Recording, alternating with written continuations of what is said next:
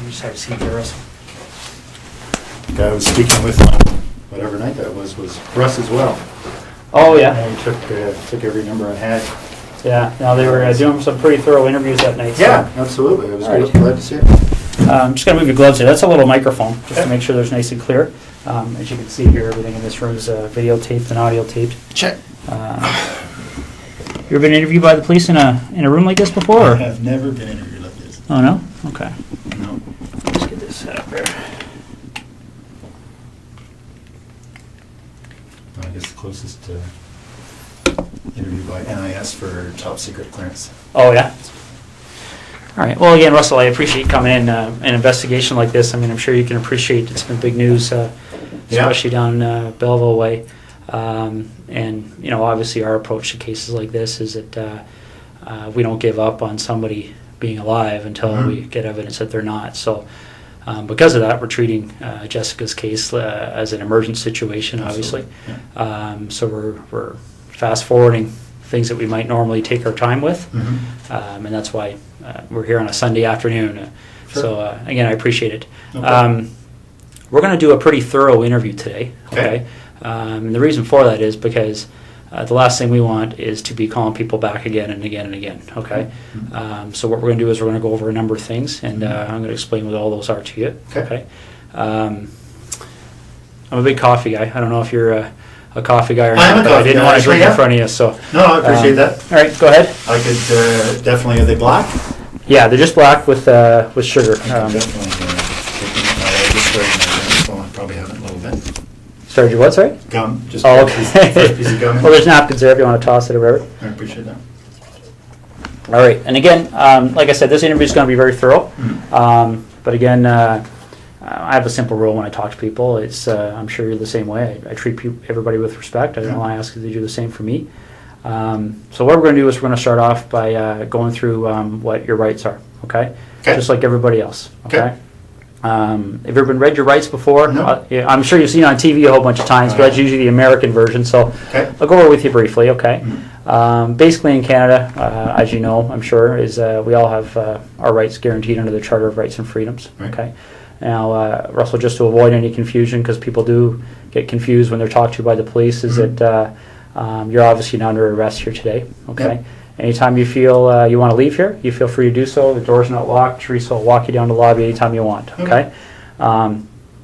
If there's anything that comes up in our interview today, Russell, that you feel you want to talk to a lawyer about, you just let me know. Okay. Sure. And the reason for that is I want to explain to you exactly what's going on here. Okay. Jessica Lloyd is one of 4 cases that we're currently investigating. Okay. Right. And essentially what's happened is over the past about 4 or 5 months, there have been 4 occurrences that, like I said, that we're looking into. 2 of those occurrences occurred in September of 2009. And very briefly, they were up in the Tweed area. They involved somebody entering 2 different women's houses in the evening hours and committing sexual acts. Okay. In November of 2009, a young lady by the name of Marie-France Comeau was found murdered in her home in Brighton. And we believe that there was a sexual component to that crime as well. And then most recently we have Jessica Lloyd's disappearance. Okay, so essentially when you're looking at those kind of crimes, we're looking at a number of different potential criminal charges. All right. We're looking at issues all the way from the most serious one, which is first-degree murder, kidnapping, sexual assault, break and enter with intent to commit sexual assault, forcible confinement. Okay, and so what I want to make sure you understand, and this is what we've been doing with everybody we've been talking to, is that clearly when we find out who's responsible for one or all of those crimes, they could be charged with one or all of those offenses. Okay, whether it's you or whether it's anybody else. All right. And that's why it's important that we make sure that people understand what they have to do and what they don't have to do when they're talking to us. Okay. So as I said before, any point today you feel the need, you want to speak to a lawyer, you let me know, and we can take you to a room where you can do that in private. Okay. Do you have your own lawyer? I have a realty lawyer, but no, I don't have a lawyer. All right. If at any point you want to make that call and you don't know who to call, we have a phone list of lawyers that are available to give you advice free of charge right over the phone. Okay. So again, if at any point today you want to take advantage of that, you just let me know. Sure. Is there any reason you want to call a lawyer now? Nope. Okay. A couple other fairly simple and straightforward things that you probably understand, but again, we go over them to make sure everybody's clear, is that you don't have to speak to me today, okay? Okay. And the reason for that is because the law considers me to be what we refer to as a person of authority, okay? Probably similar to what you may be considered to be on the base. Yeah. And because of that, I can be compelled to appear before any judge in the country, basically, to account for what takes place here today between you and I, okay? Sure. And that's the reason why everything's recorded, Yeah, because there can't be any more accurate record than that, right? So. No, understood. And the other thing I want to make sure you understand is that, you know, you mentioned a second ago about Ms. Comeau being one of your work associates. So I don't know what's happened since November on the military side of things. But what we want to make people clear on is that if you have been spoken to by any person in authority or any police officer about any of those cases, I don't want what they may have said to you to make you feel influenced or compelled to say anything to me today, okay? Whatever you might have felt influenced or compelled to say to them earlier, you don't have to repeat it to me and you don't have to say anything further, okay? But obviously what you do say, you know, for the third time is being recorded, right? So. Understood. These first two attacks happened not that far from my place in Tweed. Well, the second one did. Yeah. We didn't even know the first one had happened, but I understand that was reasonably close as well. But the second one was very close. Yeah. So certainly at the time, the OPP did a door-to-door. Yeah. Within a couple of days, probably the same night. So I spoke with a couple of guys then. Okay. Yeah, and I'm aware of that from looking at the different cases.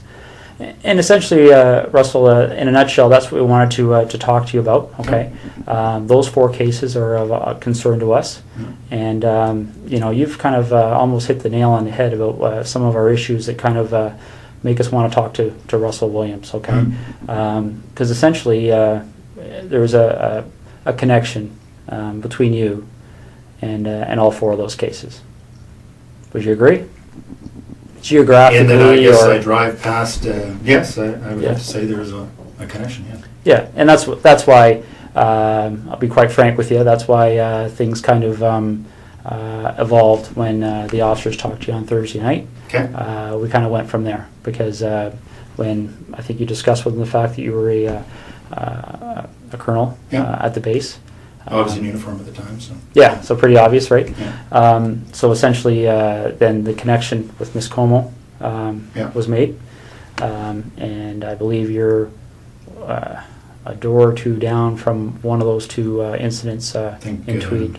3 doors down, yeah. Yeah. Very close, absolutely. Yeah, exactly. So those are some of the issues we wanted to discuss with you. Yeah. Okay. So just getting back to these four incidents that we're talking about. Maybe you could just give me a little bit of history as to your arrival in the base in Trenton. When did you start working there? Friday on the day I was.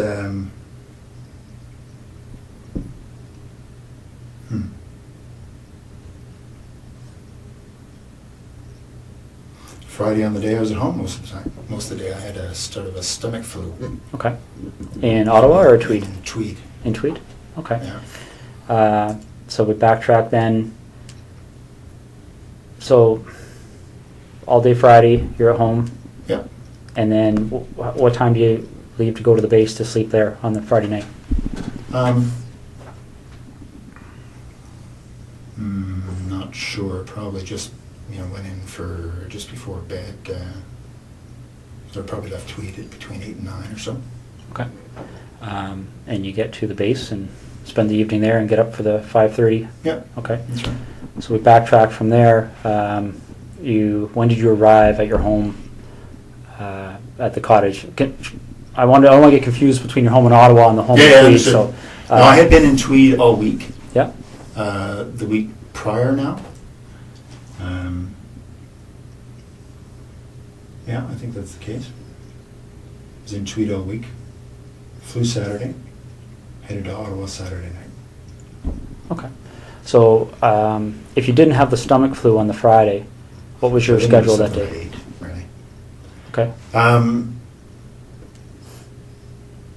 What would have been my schedule? Just a standard schedule in the office. Okay.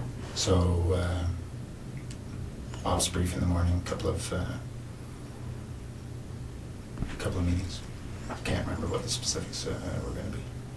Okay, so Thursday night you slept at Tweed, or you? Yep. All right. And what did you do Thursday during the day? Thursday during the day I was at the base again.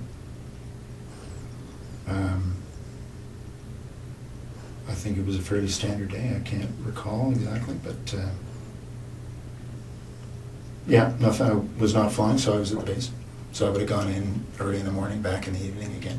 Okay. Do you remember what time you left the base that night?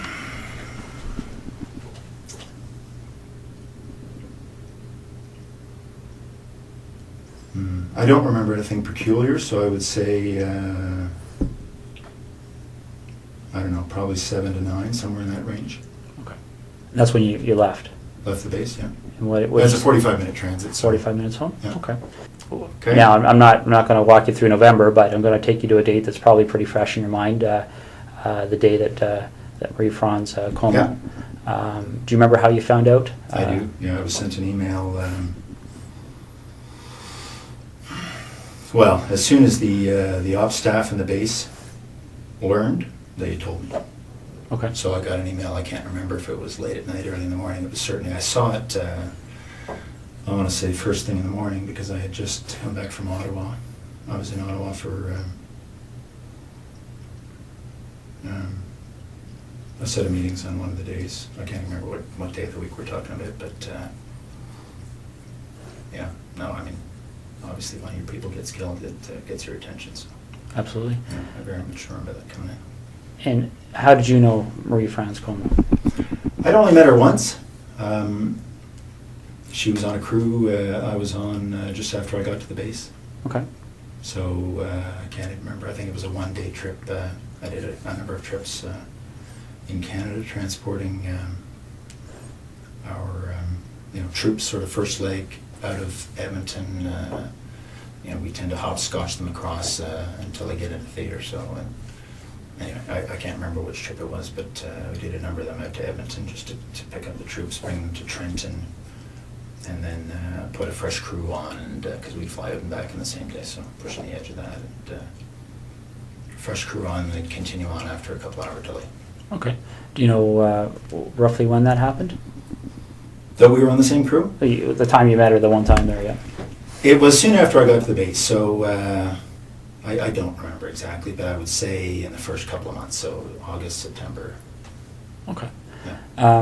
Now, you got that email notifying you that something had happened. Yeah. Do you have any kind of a clear recollection as to how your schedule was going that week?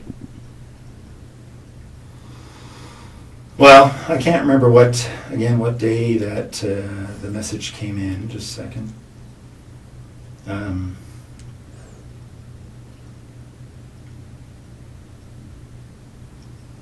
No, I can't remember what day of the week, but I'm just thinking there was a whole bunch of activity spun up as a result, obviously. No, I can't remember the day of the week.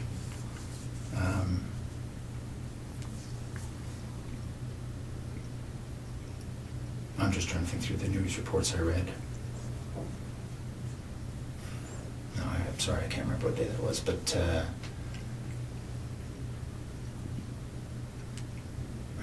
what we learned after the fact was that the MPs had learnt of her death, I think quite a bit after her body had been discovered. Okay. So I think what happened, sorry, just a second.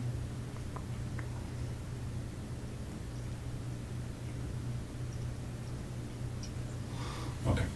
So I think, if I remember correctly, the MPs learned late that evening.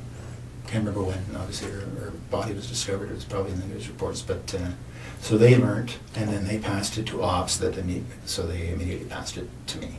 Okay. The MPs work for the wing operations officer, so they go through their chain of command, and then as soon as the duty watch officer had that information, she advised me. Okay. So again, that along particular with, week. along with some others. Right. Right, I'm sure it spread like wildfire. Yeah, absolutely. So that particular week, do you have any recollection? Well, for instance, when you got the email, Yeah. do you remember where you were? I was at home in Tweed. Okay. Yeah. Do you remember if that was a week that you were reasonably stable in Trenton, or had you flown? No, over? I had been in Ottawa.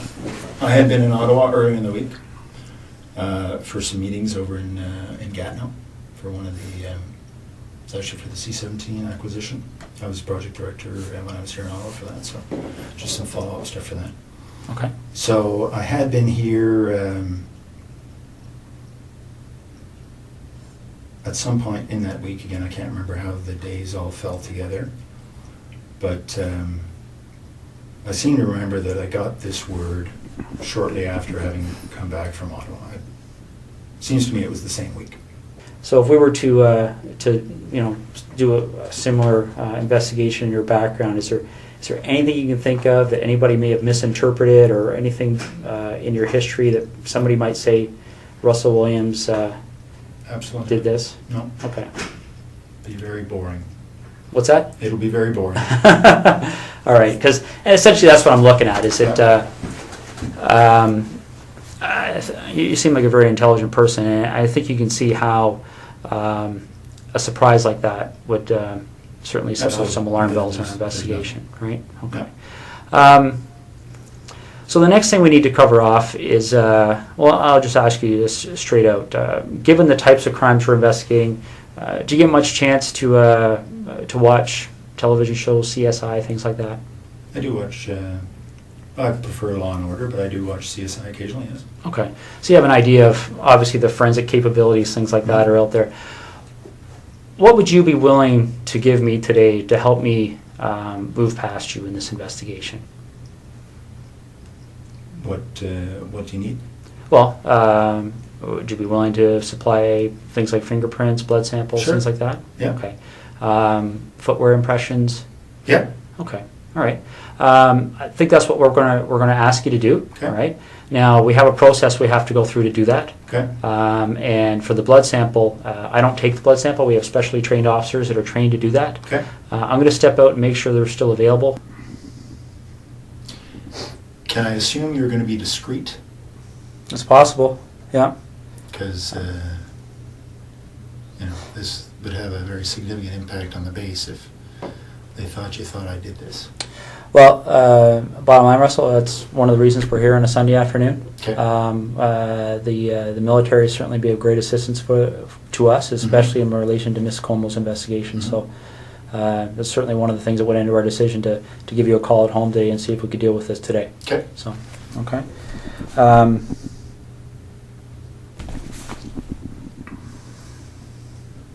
Because it's tough to undo the rumor mill once it gets started. But I appreciate that. Okay. Now that you've had some time to, I know we've been throwing a lot of things at you here, but now you've had some time to think about things. Is there anything that you're concerned about that buccal swab matching in any of those 4 residences? Is there, I guess, let me explain what I'm getting at here, Russell, okay? This is a significant investigation, as you can well imagine. Yeah. That DNA is going to be significant in our investigation, both quite possibly to help you, quite possibly to help us. Understood. I don't know yet. I don't know what the result is yet. Mm-hmm. And I'll go back to the example I gave you because it's a very similar issue, I think. And you talked about the idea of discretion here. Okay. Mm-hmm. You talked about the idea that I think hopefully you appreciate the fact of how we approached you here. Yeah, absolutely. And essentially, we have no issues with that. Okay. We talked recently about the whole idea of any unusual sex acts in your history. Mm-hmm. But another thing that can often happen in cases like this is that people become concerned about things like extramarital affairs, indiscretions along those lines. Mm-hmm. Is there any contact that you may have had with any of those 4 women that you may not want your wife to be aware of? Anything like that that we should know about to try and explain why if your DNA is found, it would help us understand why it may be there. Absolutely not. Okay. Can you think of any reason why we would find your DNA in any of those residences? Let's focus on, well, for instance, I believe, let me just check the name there, make sure I've got the right address. I'm talking about the house that was just a couple of doors down from you there in Tweed. A couple of doors down was Lori. I don't know her last name. I don't know. Mazzacati? I don't even know what her last name is, but there's the woman down the road, 3 doors down. Yep. Her name is Lori. I don't know her last name. All right, let me just make sure we're on the same page here.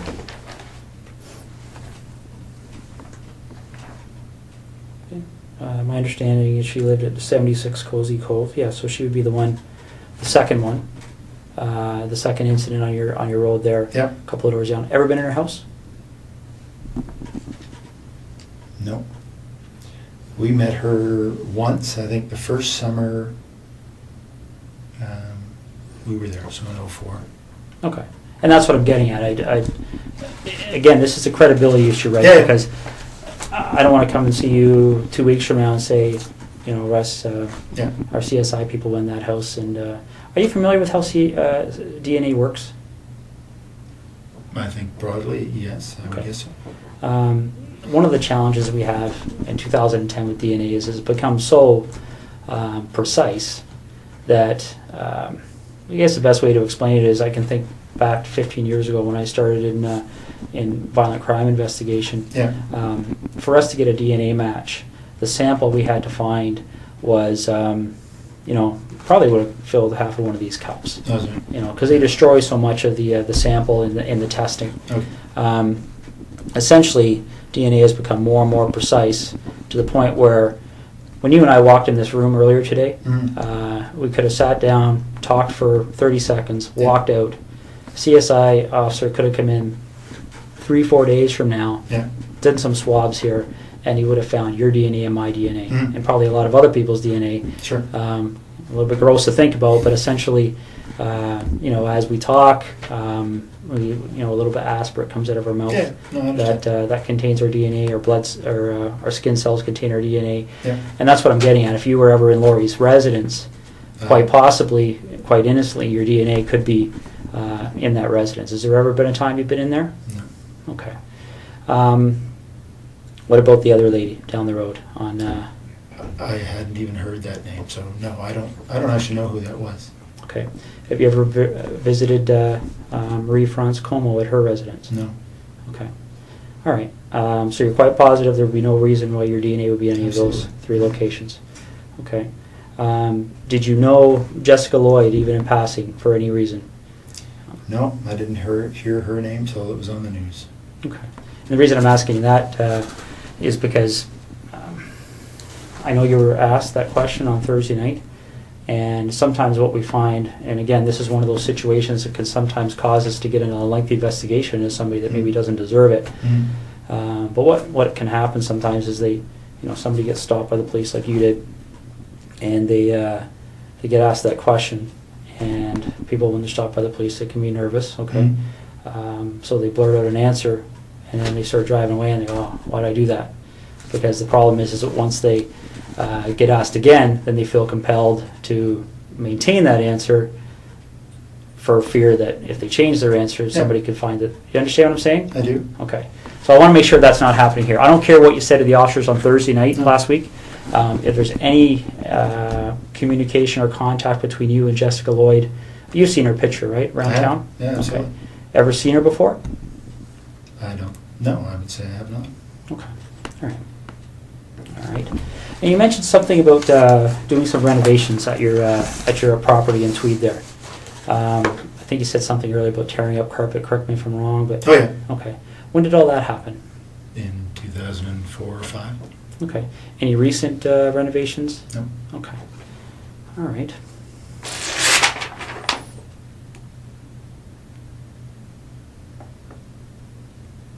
Just want to make sure I'm covering all the bases here.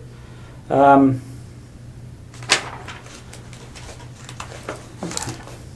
What kind of tires do you have on your Pathfinder?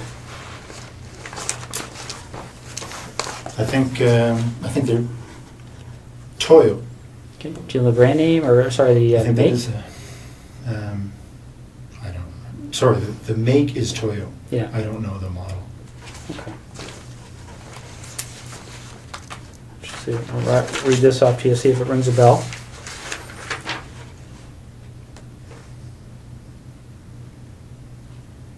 Ever heard of, does Toyo Open Country HTS That sounds make any right. sense? Yeah. Okay. When did you have those tires put on your Pathfinder? Well, it's the second version we've had of them, so I think it might have been this past fall. They replaced other ones we'd had on the same.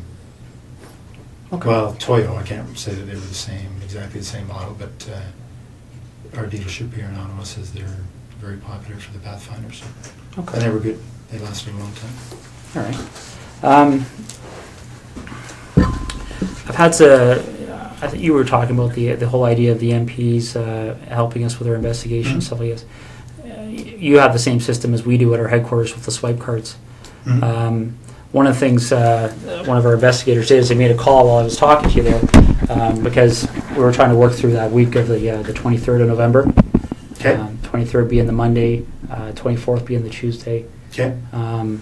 What they've told us is that, and I want to make sure I get this right, is that on the 23rd, your swipe card was being used at the base. Okay. Okay. On Tuesday 24th, there was no use of your swipe card. Okay.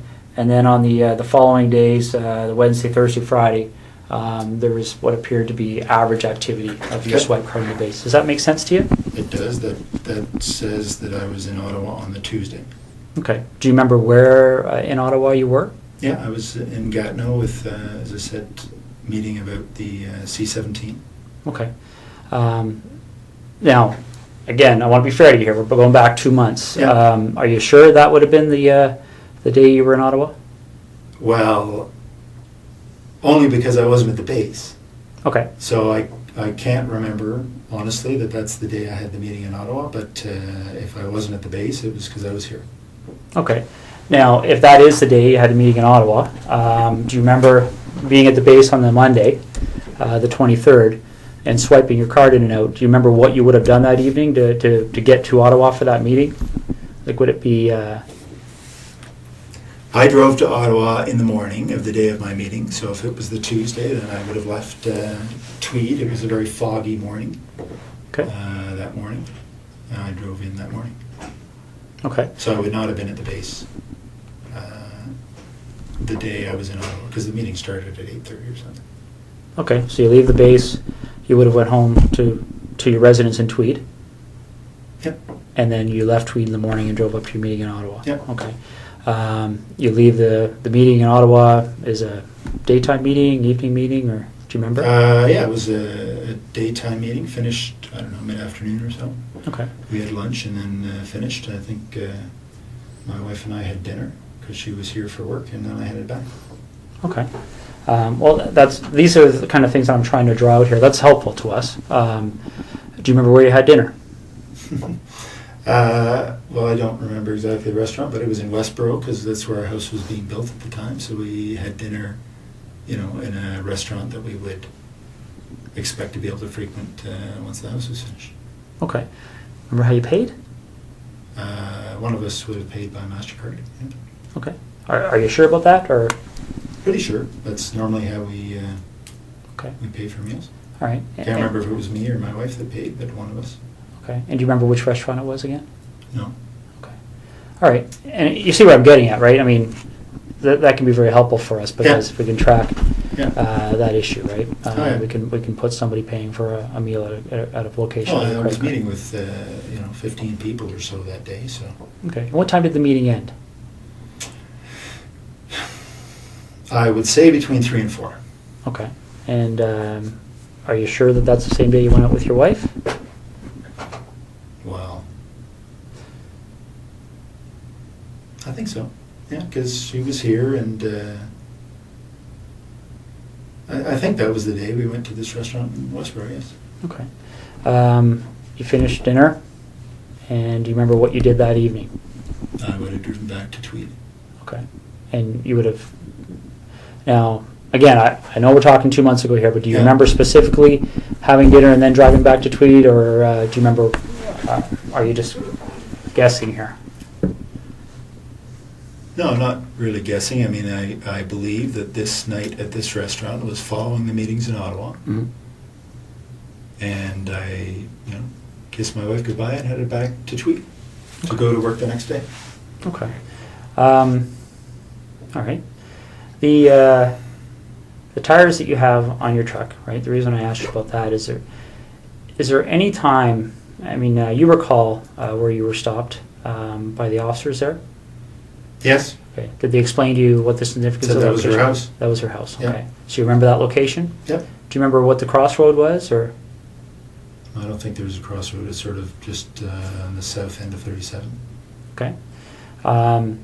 When you get stopped at that location, has there been a time in the recent 1 or 2 weeks that your vehicle has left that road for any reason whatsoever? Have you driven into a field with your vehicle at all? For any reason you can think of? No. Okay. Because I want you to rack your brain here. This is important. So, Yeah. is there anything you can remember doing that would have caused you to drive off the road No. at that section of roadway? No. That's my early. That's the early part of the highway, and just head north. It's about 30 minutes from there to. Probably 20 from there to my house. Okay. Would it surprise you to know that when the CSI officers were looking around her property, that they identified a set of tire tracks to the north of her property? Looks as if the vehicle left the road and drove along the north tree line of Jessica Lloyd's property. Okay. Okay. They examined those tire tracks. And they have contacts in the tire business. Obviously, tire tracks are a major source of evidence for us. Sure. Shortly after this investigation started, they identified those tires as the same tires on your Pathfinder. Really? Yeah. Okay. Okay. One of the other things that they do to try and identify the type of vehicle that may have left those tires, well, is they do two things. They talk to witnesses. Okay. There was a female police officer that actually drove by that location that evening and recalls seeing an SUV type vehicle in the field to the north of Jessica Lloyd's house, consistent with a Pathfinder. Okay. Could maybe consistent with other things, but consistent with a Pathfinder. And what they also do to try and identify the type of the vehicle is they look at what they call the wheelbase width, okay? Because different vehicles, different makes, models have wheelbase width. So they can take those two sets of tire tracks, measure the distance between them, okay, and determine what the width is. Sure. And then they can enter that into a vehicle database, and it will spit out the types of vehicles, okay? Your Pathfinder's wheelbase width is very, very close to the width of the tires that were left in that field, okay? Do you have any recollection at all of being off that road? No, it was not off the road, no. Okay. All right. Russell, is there anything you can think of? Let's go talk about Marie-France Comeau for a minute, okay? Is there any reason at all you can think of that during our investigation, obviously we're searching computers, things like Blackberries, right? Electronic devices, looking through houses for things that are in handwriting, written notes, diaries, things like that. Now, I'm not at liberty to tell you what the content was, but is there any reason at all you can think of why Marie-France Comeau would have specifically referenced you in some of her writings? Not at all. No? No, absolutely not. Okay. Is there anything that she ever said to you that led you to believe that there might be something more than a passing interest with her towards you? Not at all. No, we spent, one flight together talking. I'd go back occasionally and talk. No, if that's the case, that's very surprising. Okay. All right. You have any questions for me right now? No. Okay. I'm just going to step out and see how things are going, okay? Okay. I mean, it is a Sunday, but there's probably 60, 70 people working on this file, so there's a lot of things happening. Sure. So let me go out and see what's happening, and then I'll come back in and we'll hopefully continue, okay? I told you when I came in here that I'm going to treat you with respect, and I've asked you to do the same for me. We talked about the whole idea of how we've approached you here, okay? The trying to be as discreet as possible, okay? But the problem is, Russell, is every time I walk out of this room, there's another issue that comes up, okay? And it's not issues that point away from you, it's issues that point at you, okay? And I want you to see what I mean, all right? This is the footwear impression of the person who approached the rear of Jessica Lloyd's house on the evening of the 28th and 29th of January, okay? All right? Now, I want you to keep in mind that this is slightly smaller, okay, in scale, okay? Okay. All right, that's not to scale. The footwear is actually bigger. Okay. If you look here on the ruler, you'll see that 1 inch is just slightly smaller than an actual inch, okay? But this is the way it prints off on the computer. Yeah. I'm going to move this over so you can see what I mean, all right? Because essentially when you're dealing with footwear impressions, we have a gentleman on the OPP who's basically world-renowned. His name is John Norman. And essentially with footwear impressions, you're in a situation where you're pretty much in the area of fingerprints, okay? And essentially what we're talking about here is, especially when you start adding in other pieces of information that support an investigative position, okay? This is a photocopy of the boot that you took off your foot just a little while ago, okay? Now, I'm not an expert in footwear impressions, so I rely on the experts.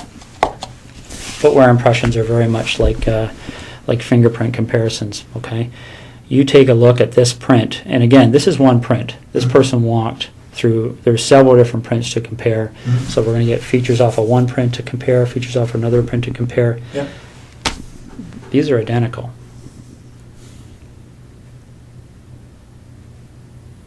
Okay. Your vehicle drove up the side of Jessica Lloyd's house. Your boots walked to the back of Jessica Lloyd's house on the evening of the 28th and 29th of January. Okay. You want discretion. We need to have some honesty, okay? Because this is getting out of control really fast, Russell.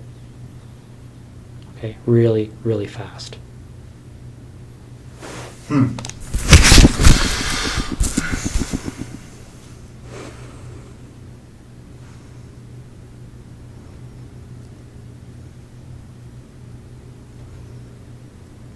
This is getting beyond my control. All right, I came in here a few hours ago and I called you the way I called you today because I wanted to give you the benefit of the doubt. But you and I both know you were at Jessica Lloyd's house, and I need to know why.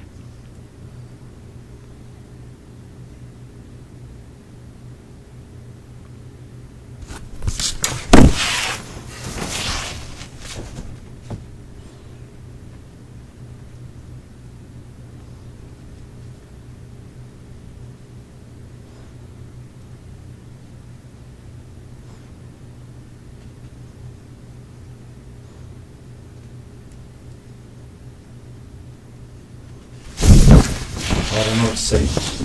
It's Well, you need to explain it because this is the other problem we're having, Russell. Okay? Again, these decisions are made by me. Right now, there's a search warrant being executed at your residence in Ottawa. Okay? So your wife now knows what's going on. There's a search warrant being executed at your residence in Tweed, and your vehicle's been seized. Okay? You and I both know they're going to find evidence that links you to these situations. Okay. You and I both know that the unknown offender male DNA on Marie-France Comeau's body is going to be matched to you, quite possibly before the evening's over. Okay? This is a major investigation. The Center of Forensic Science is on call 24 hours a day helping us with this. Your opportunity to take some control here and to have some explanation that anybody is going to believe is quickly expiring. Okay? We're applying, the investigators now applying for a warrant to search your office. Right? These aren't decisions that we can say yes or no to. This is the practical steps in an investigation like this. And Russell,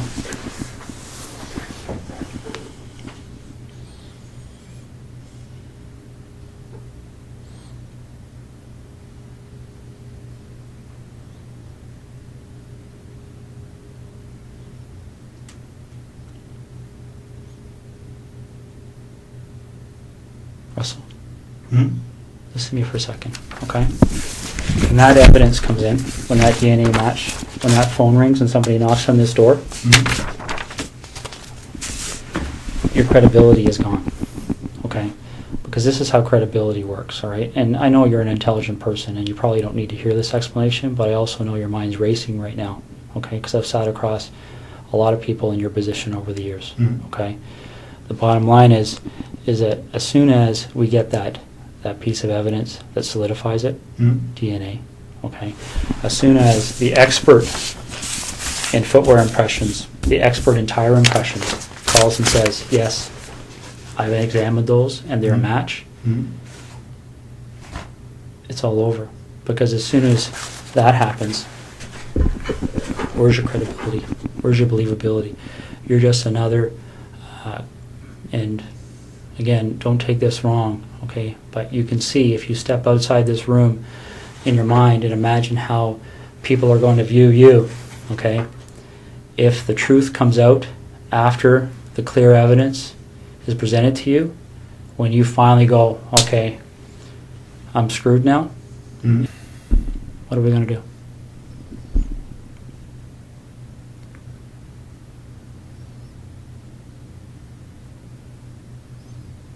Russell, you know there's only one option. What other option is there? What's the option? Well, I don't think you want the cold-blooded psychopath option. I might be wrong.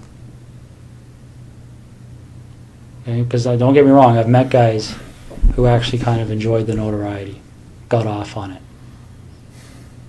got off on having that label. Bernardo being one of them.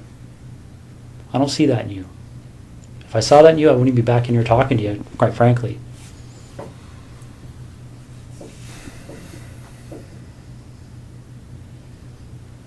But maybe I'm wrong. Maybe you got me fooled. I don't know.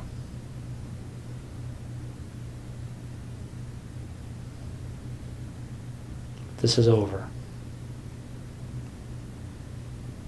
And it can have a bad ending where Jessica's parents continue to wonder where her daughter's lying.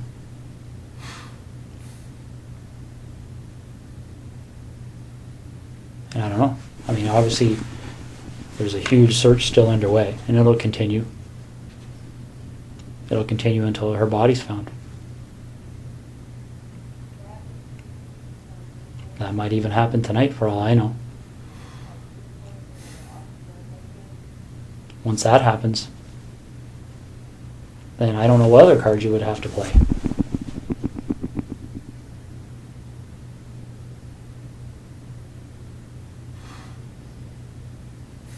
What are we going to do?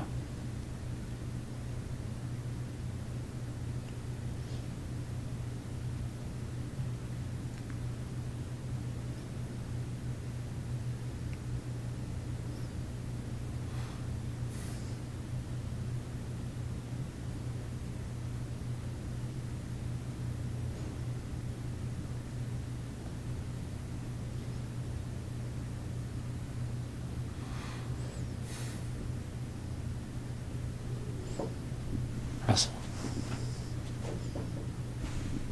what are we going to do?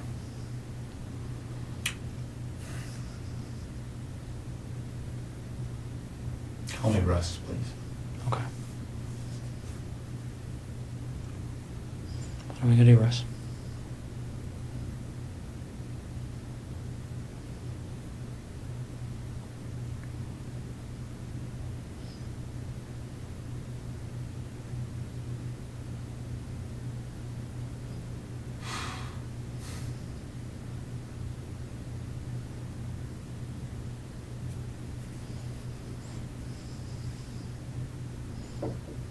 Is Jessica somewhere we can find her easily?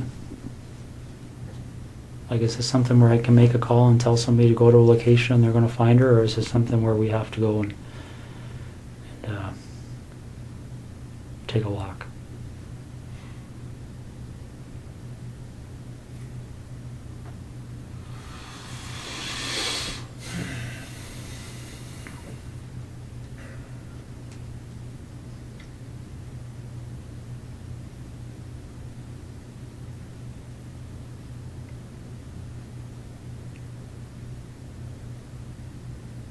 Which direction are we heading in here?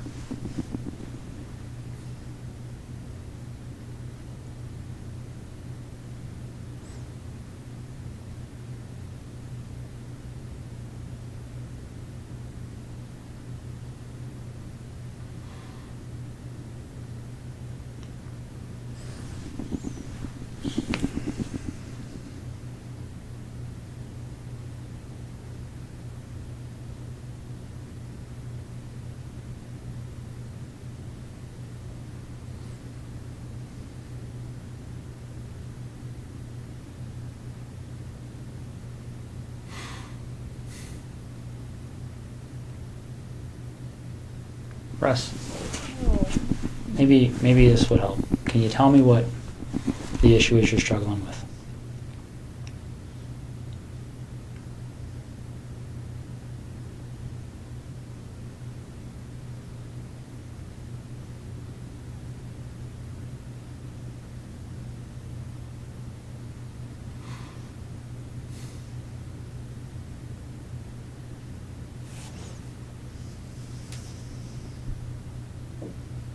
What's the issue you're struggling with?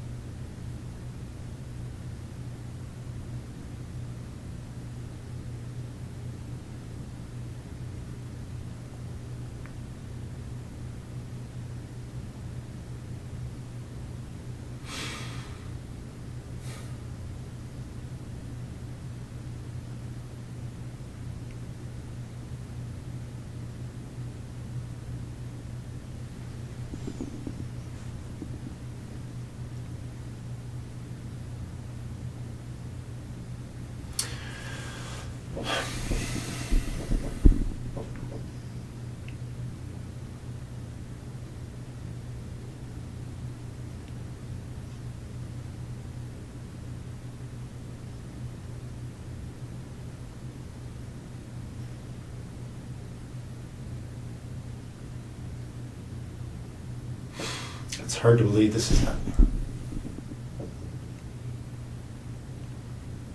Why is that?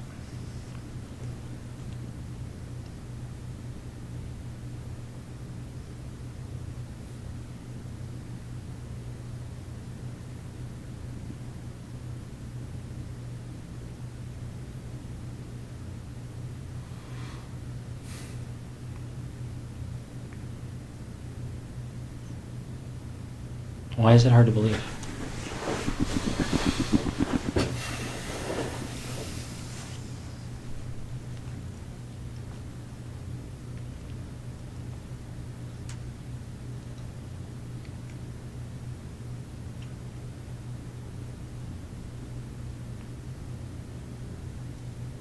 It's just hard to believe.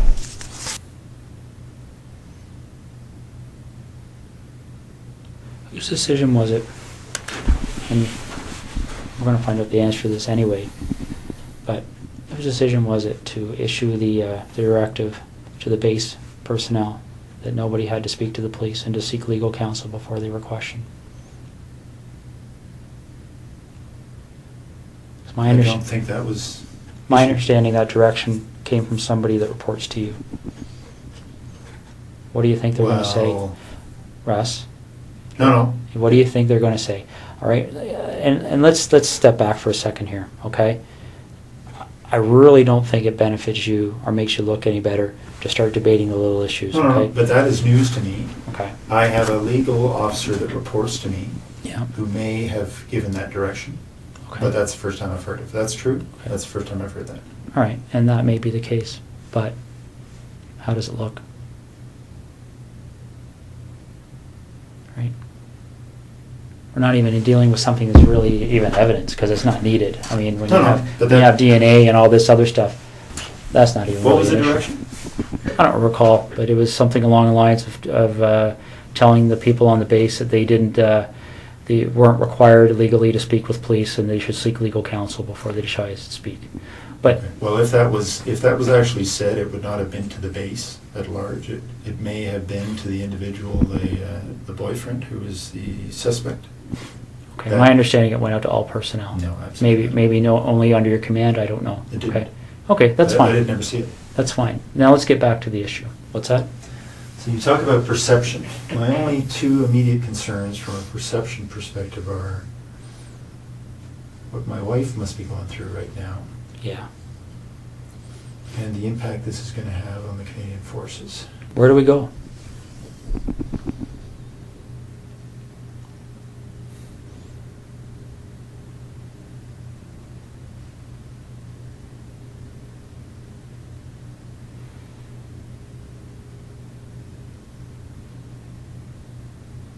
Russ, is there anything you want from me?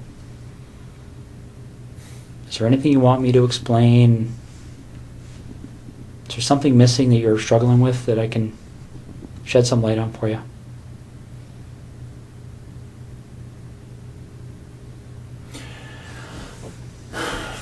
I'm struggling with how upset my wife is right now. Russ, what are you looking for?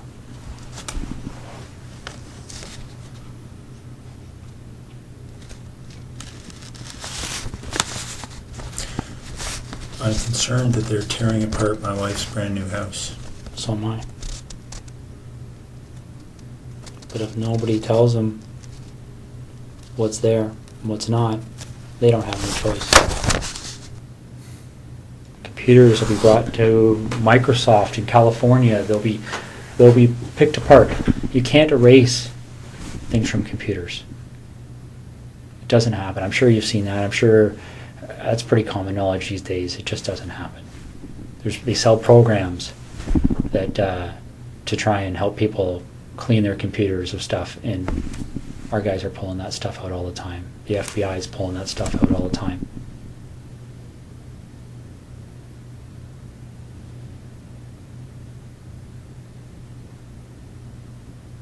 This investigation will end up costing no less than $10 million.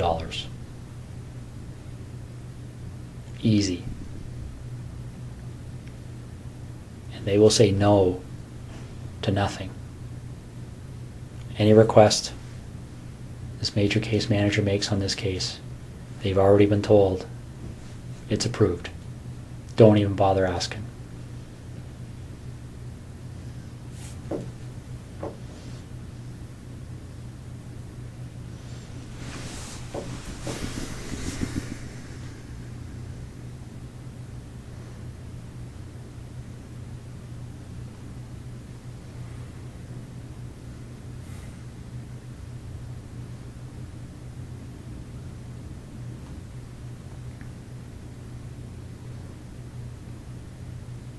So what am I doing, Russ? I put my best foot forward here for you, bud.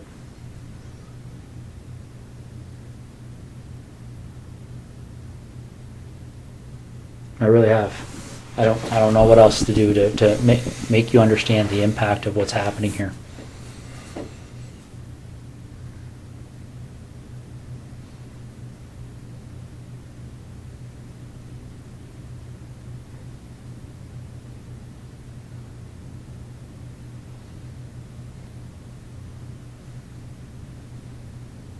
Did we talk? I want to minimize the impact on my wife. So do I.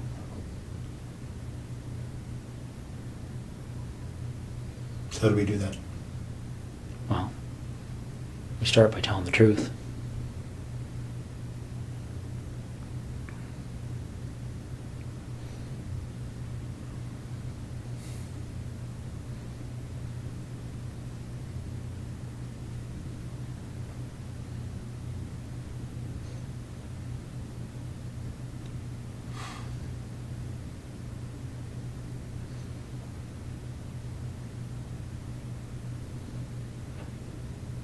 Okay.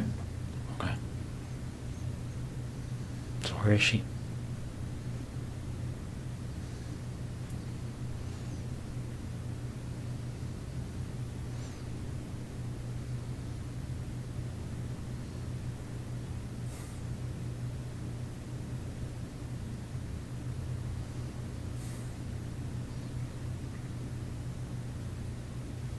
Got a map? Is she close to where she lives? I've got maps of that general area.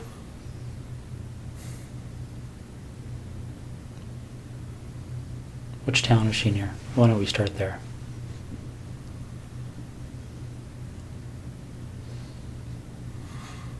I'm not sure if you give me a map of that covers Calabar down to the highway and over to Tweed and south, I'll show you. Let me see what I got here. I might have something. Is she inside, outside?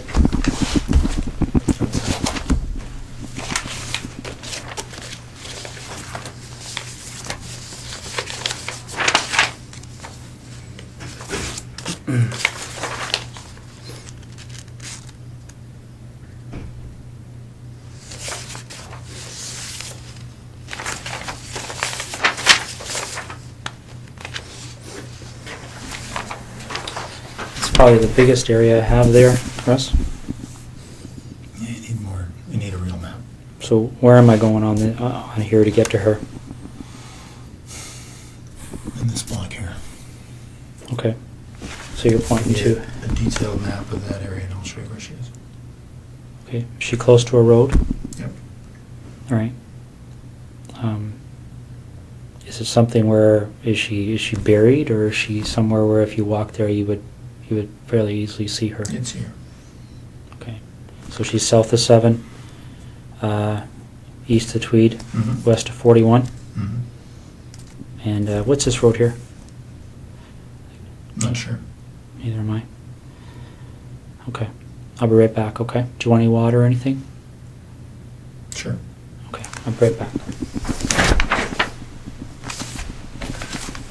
How long has she been there for?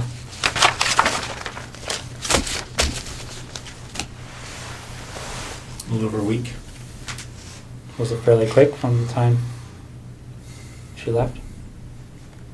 Friday night. Friday night? Yep. So where was she between Thursday night and Friday night?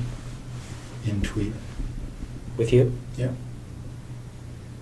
How long was she alive for?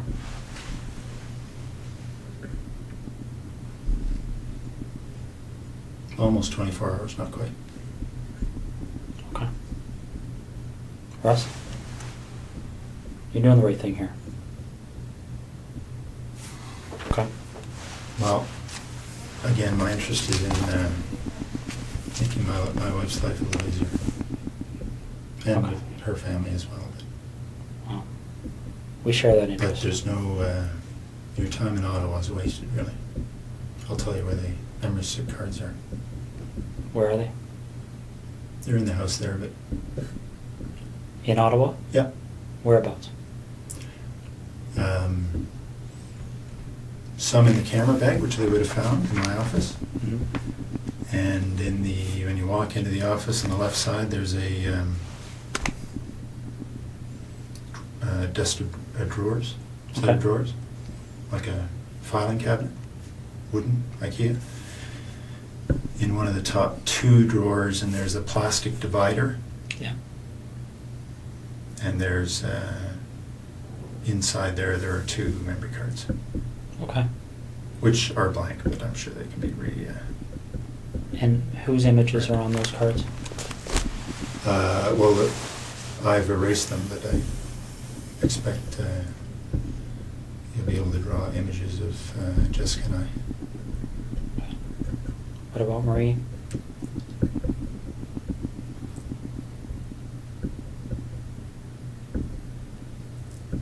There may be images on there as well. And the two women from September?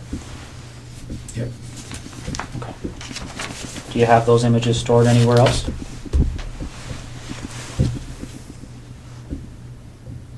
Yeah, there are 2 hard drives in the house in Ottawa.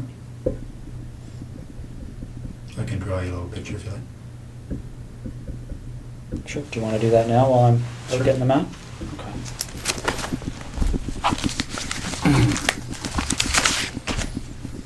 You want anything to eat or anything? Leave that with you. Okay. Sure.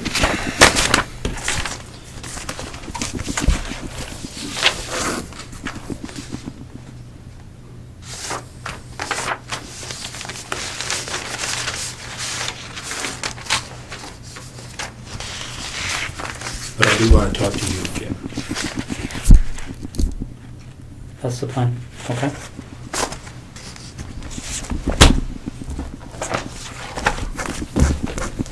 I'll be right back.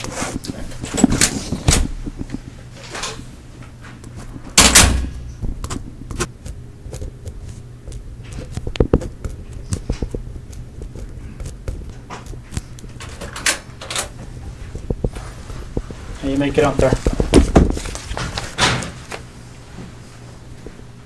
Thank you. You're making up. All right.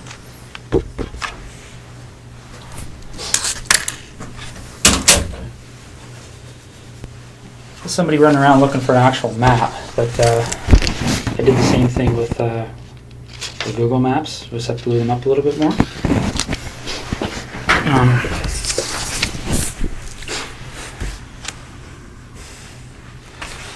This is the biggest of the area. Well, this might have better parameters for you. Here's Tweed.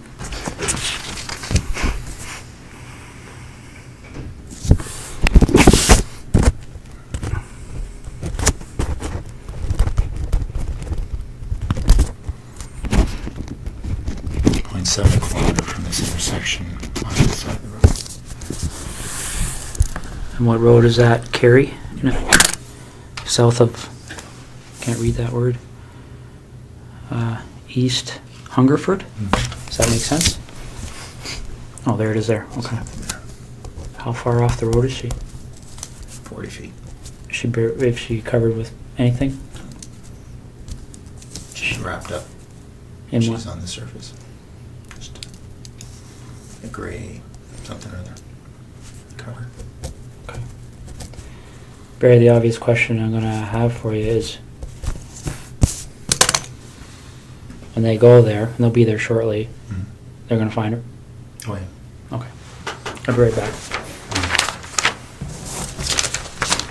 You look like you want to say something. Just that this place, my wife, it's been a dream for the better part of a year, so I'm keen to get them what they need and so they can leave her alone. Okay. Well, we're going to do our best to keep that as low-key as possible, okay? What do you want to talk about? It's pretty wide open now, eh? Yeah. What do you want to know? Well, do you want to work forwards or backwards? Doesn't matter. Why don't we start with Jessica? Okay. How does that start for you?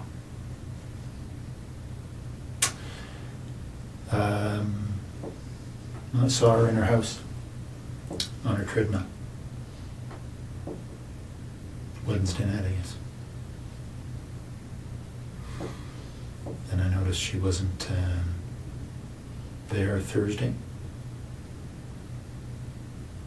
So I got into the house to look around.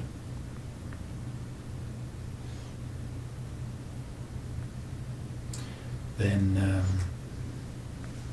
left. Noticed she'd come home.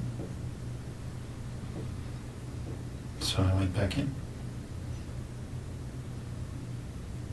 Through the back patio door. while she was sleeping.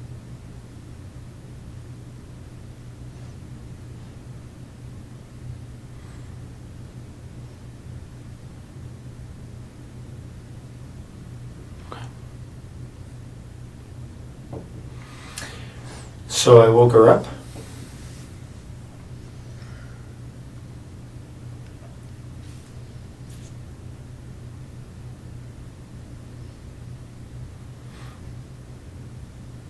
Didn't hit her. She only hit her once. Friday night.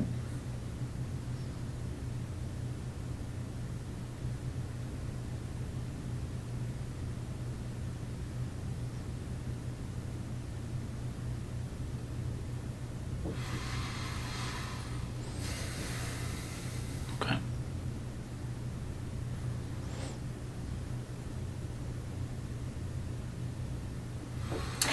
Well, so I raped her in her house, and then I took her to the car and took her to Tweed.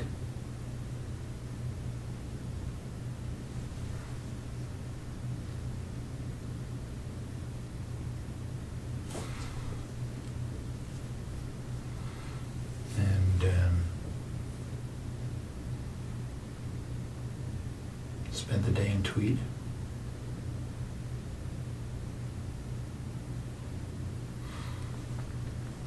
And then I hit her as we were walking. She thought we were leaving.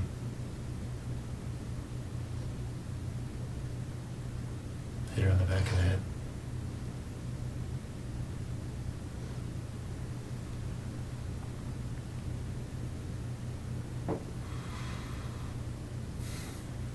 Okay. Anything particular? Well, what did the hit on the back of the head do?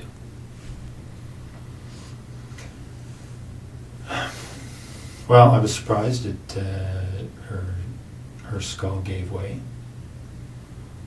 She was there and immediately unconscious. I strangled her. Okay.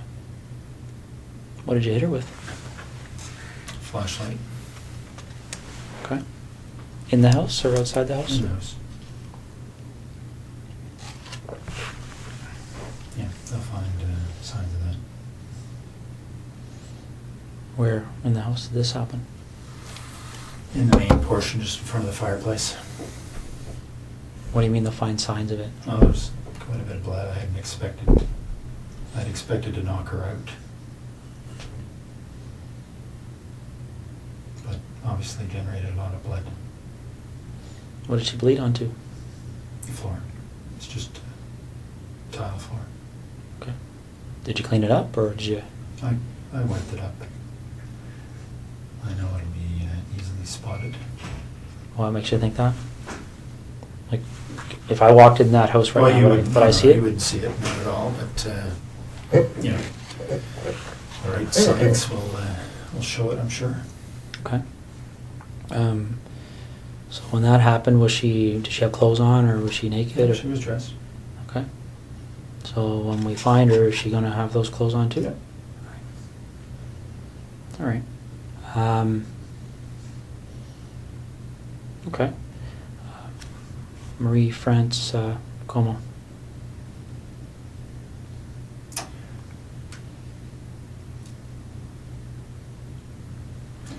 There was an open window in the basement of her house when she was away.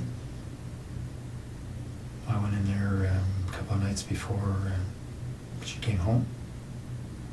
Looked around. I went back in there late at night when she was at home. She was on the phone in her bedroom.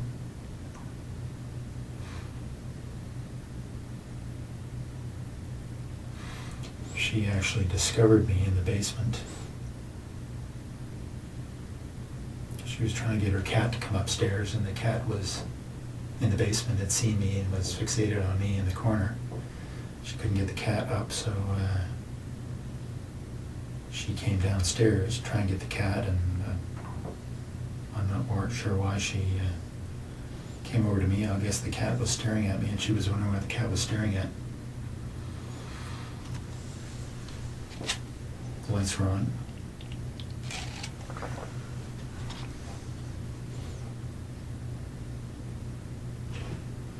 So when she spotted me, I had the same flashlight. I subdued her. Tied her up, brought her upstairs.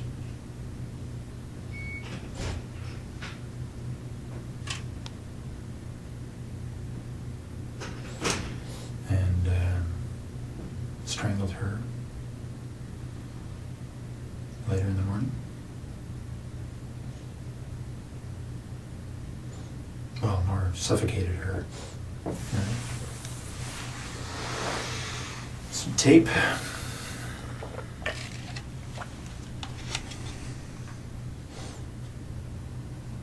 Left her there.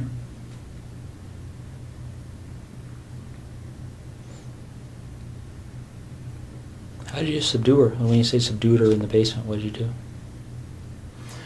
Well, I had the same flashlight, and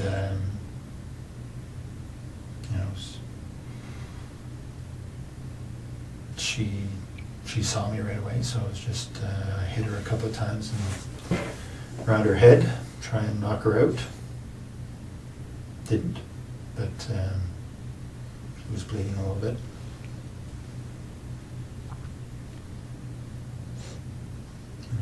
Eventually, after a struggle, subdued her.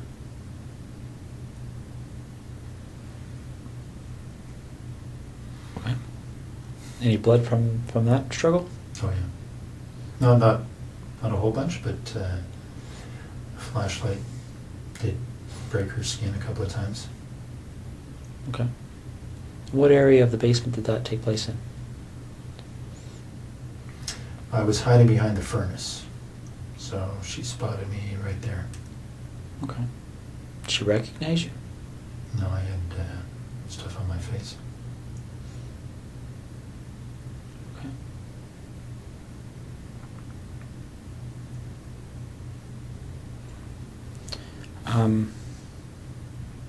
So you go upstairs, and you said she suffocated? Well, I suffocated her. I put tape on her. I put tape on her mouth, and then I put tape on her nose and held it there so she couldn't breathe.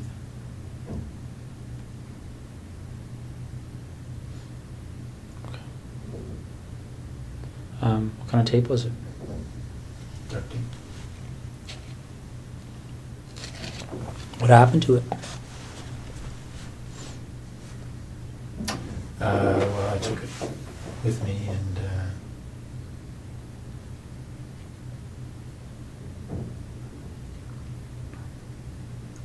can't remember what actually I did with that tape, but probably threw it in the garbage. Did you use tape for any other purposes?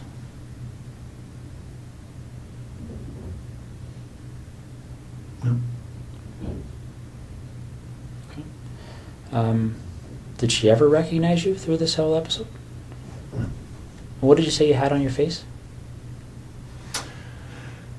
Just a cover for my head, just a sports pullover type, like just a little cap kind of thing. Okay. Just a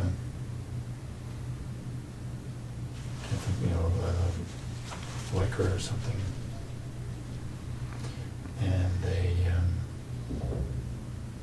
just a headband over my nose and mouth, so it covered most everything but my eyes.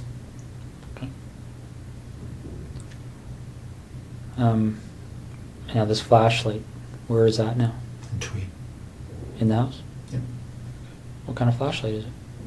It's a red 3 double D. I'm not sure what brand it is, but it's a metal, one of these aluminum.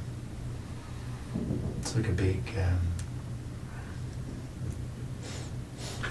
can't remember what brand of aircraft aluminum flashlights are. You see a lot of. Anyway, it's a bigger one of those. Did you take anything out of Marie-France's house or Jessica Lloyd's house? Yeah, some of their underwear. Okay. That's all. And where is that?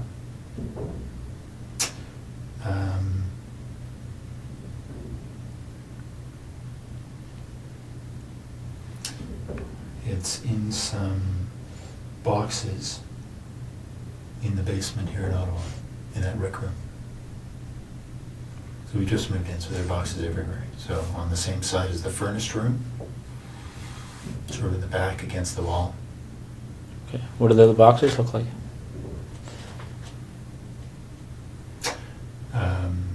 I think one's a scanner, the box for my scanner. Mm-hmm. They're all right next to each other, so a quick look through the boxes there will find it. Okay. How much underwear is in those boxes?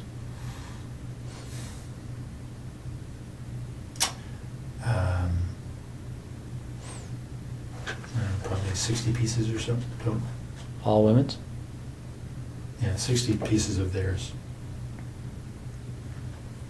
Of whose? Of Jessica's and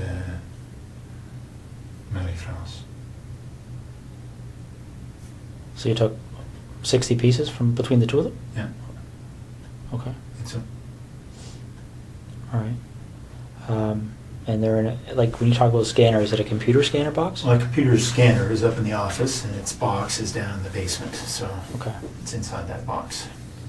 Does any of the underwear in those boxes belong to anyone other than Marie-France or Jessica?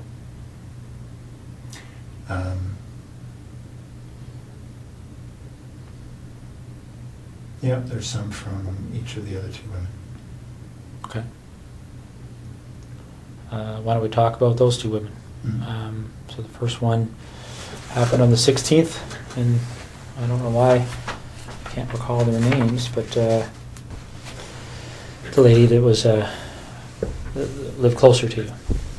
No, Laurie was closer to me. Okay. So the first one, Mhm. I had just spotted her from our boat, actually. I got into the house while she was asleep, noticed that she was alone.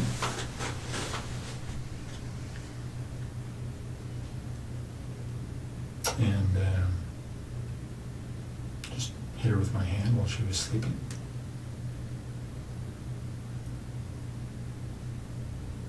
Subdued her. Mostly just my weight on top of her.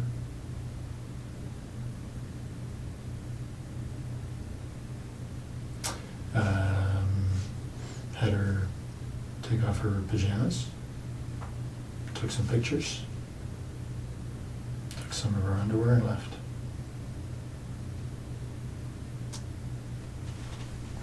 And the other woman? Same kind of deal. Got in through the back of the house.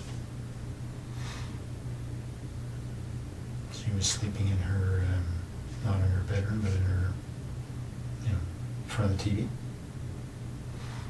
Very much the same story.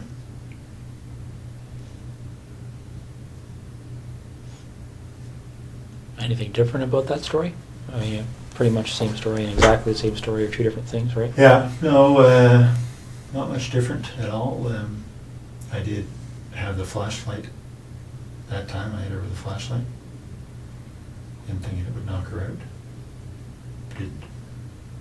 So, and I subdued her with my weight. Took off her clothes, took some pictures, and left.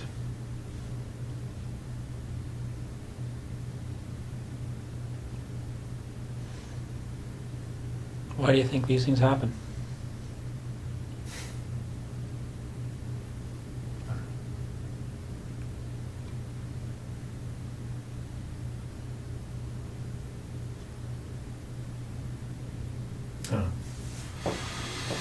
Have you spent much time thinking about that? About why? Yeah. Yeah.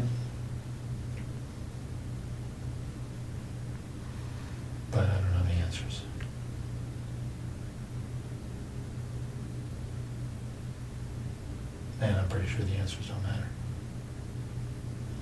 Well, let me ask you this: did you like or dislike these women? I didn't know any of them. Okay. I had met Marie-France that one time in our airplane. Okay. No, I guess when you're going through these things, are you? Well, let's talk about Jessica, because she was there with you for the whole day, right? Mm-hmm. What kind of feelings were you experiencing while you were with her that day?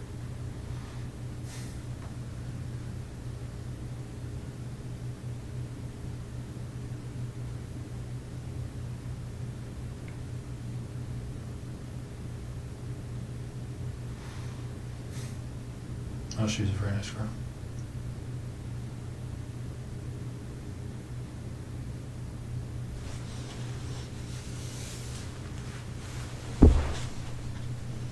Can you tell me why you killed her? Right? Do you know why you killed her? Well, I think I killed her because I knew that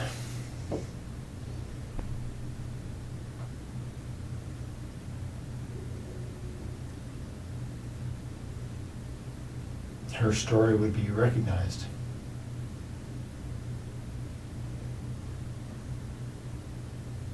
Her story would be recognized? How do you mean? Well, because she knew I was taking pictures. Mm-hmm.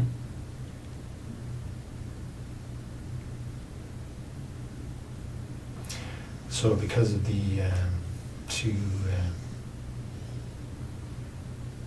stories in Tweed, that would have been a fairly, been quite obvious. So if you didn't take pictures, what would you have done with her? I don't know. I mean, she's at your house, right? Well, let me ask you this. Is it 2 lived, right? And 2 died. What was the difference in your mind between? Well, the attention the first 2 got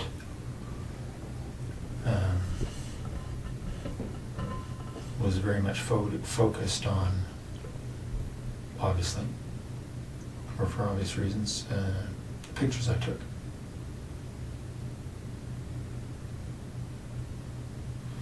So anybody else telling stories about pictures, right, would have been a fairly straight line.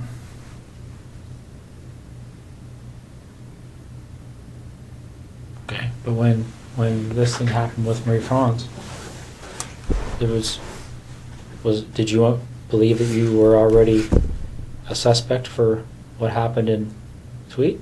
No. So what were you concerned about? Well, because I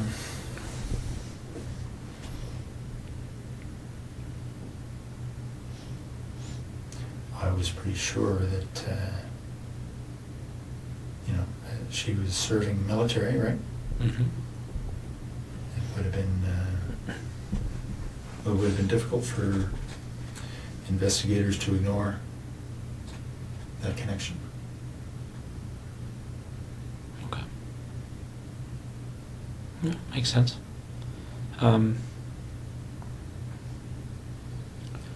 Let's go back to Jessica then, okay? You see her on the Wednesday night, okay? On her treadmill? Mm. How do you see her?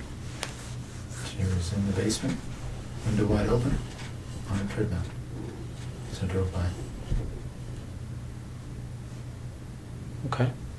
Did you stop to look at the house, or how does that catch your eye as you drive by? Well, I was looking to see who was where. Don't know that area very well, so I was just keeping my eyes open. Okay. So you spot her on the Wednesday. Yeah. Do you just keep on going, or did you stop and take a closer look that No. night or anything? No? I kept going. You went back on the Thursday night, right? Yep. So you go back on the Thursday night, and you went into the house before she came home?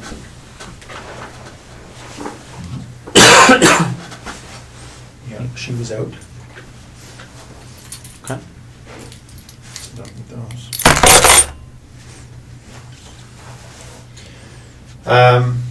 Yeah, she was out. Got in through the kitchen window. It's unlocked. Everything else was locked. Okay. So you're in there doing what? Looking around to see who lived in the house. It was just her. Okay. And then what do you do?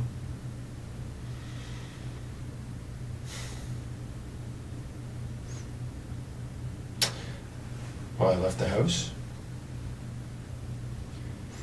And then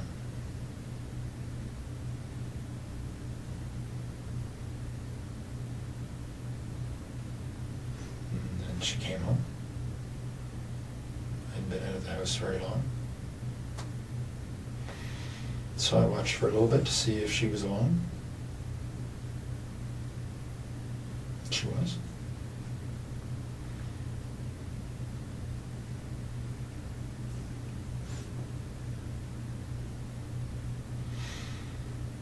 And I went in when she went back to sleep. When she went to sleep. Okay. So you go in, she's sleeping, and what do you do? Well, I snuck up to the side of her bed, expecting to try to knock her out. She woke up, but she did as I said, so I didn't hit her. What did you say? Said, lie down on your tummy. Okay. She did. I tied her up. What'd you tie her up with? Some rope I brought. So she's on her stomach. How are you tying her up? Just tying her hands behind her back. Okay. She got clothes on at that point? Mm-hmm. What kind of clothes? Sweats. All right. You tie her hands behind her back, and then what happens? I took her clothes off.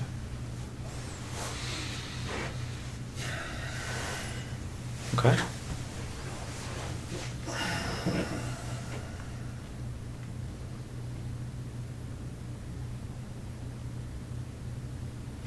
And then what happened?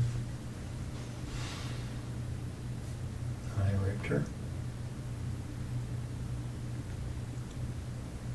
A rape can mean a lot of different things. What kind of sexual act took place? Just, vaginal and oral. Okay. Oral. Who was performing the oral sex?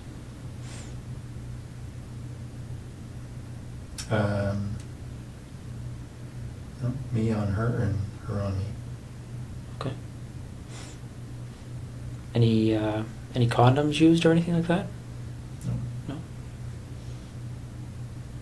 So and again, correct me if I'm wrong. Vaginal intercourse. Her performing oral sex on you, and you performing oral sex on her. Mm-hmm. Do you remember what order those things occurred in? Yeah. I started with the oral sex. Then I raped her. And then later on I made her perform oral sex on me. Okay. Any kind of conversation happening when this is going on? Yeah, a little bit. What was being said? Well, I threatened her before she before I had her perform oral sex. What did you say? Well, I put a zip tie around her neck. I said that I would pull it if I didn't like what she would do. Okay. So she did what you told her to do? Mm-hmm. Any issues there? Any reason to pull it? No. So, do you remember if you ejaculated at that point? Or at any point? Not at that point, but later on. Okay. So, the oral sex finishes, and then what happens next?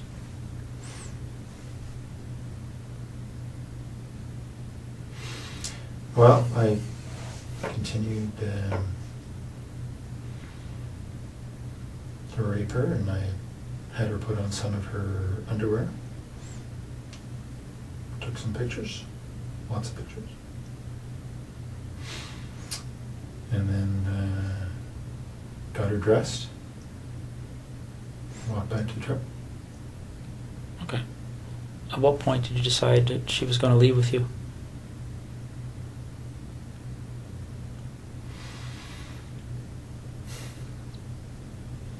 I'm not sure. That wasn't necessarily always the plan. But at some point, I was there for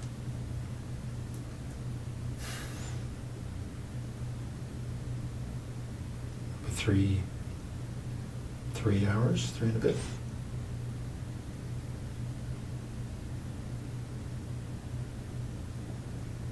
Okay. Do you remember the conversation about leaving? Was there any... Did she say anything about that, or what was she saying to you? She was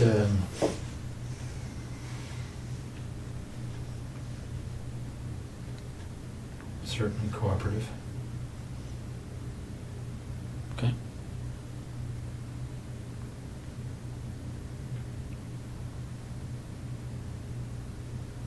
Cooperative can mean a number of different things. Was she excited about leaving with you? I mean, I don't want to be sarcastic, but... No, she just didn't put up too much of a fuss. Did she try and negotiate with you at all, or No. what did she say? Well, I told her that I would let her go later on. Okay. So when you take her out of your house, is she still bound, or Yep. how is that done? Just hands behind her back. Okay. What about her feet? Anything there? No, she was walking freely. Okay. Barefoot, or... No, she had those brown suede shoes on that had been reported. Okay. So where does she sit in your truck when you get to the truck? Front seat, passenger side. Okay. And where do you go? Straight to Tweed. Straight to your house in Tweed, or straight to Yep. just the town? Straight to the house. No stops anywhere? No. Okay. What time, do you remember what time you arrived there?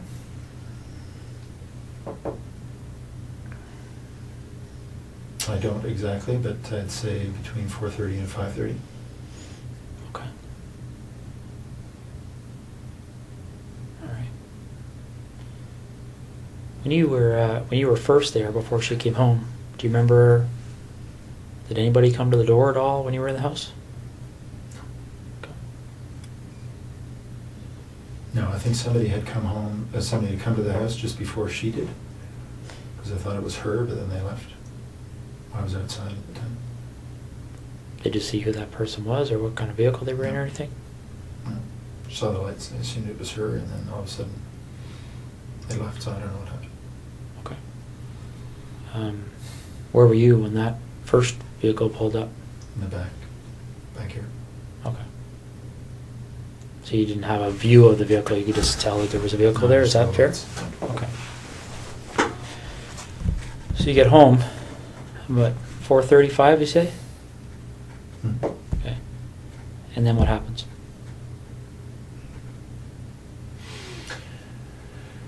Well, she would go to the bathroom and had a quick shower, wash her. Then we went into my bedroom and went to sleep a little bit. She was tied up. How was she tied up at that point? Hands behind her back. I put tape over her eyes from the beginning, so that's what she had. Okay. When they find her, is that tape going to be there, or was it ever removed? No, I removed it. Okay. What kind of tape? Duct tape. All right. The duct tape that you used, where's that roll? It's all gone. I used the rest of it to bind her body. So, by all gone, is it with the body now? Okay. So you said, who went to sleep when you came home? You had a shower, or she had a shower? Well, we both got in. I washed her off after she'd been to the bathroom. We both went to sleep. But she was tied up and I had tied the rope. So I could fall asleep a little bit and she could move without waking me up. Okay, I'm trying to picture how that would be. So the rope's tied to what on her? Just tied her hands behind her back. Okay. And then the rope just wrapped around me a couple of times, so there was no slack. okay. Do you remember how long you slept for? Not long, maybe a couple hours. Do you know if she slept? I don't know. Okay. So you wake up and And it wasn't, we were up and down. So it wasn't 2 hours straight, it was 2 hours in bed, but there wasn't much sleep, just lying there probably. so you get up from that, and what happens next?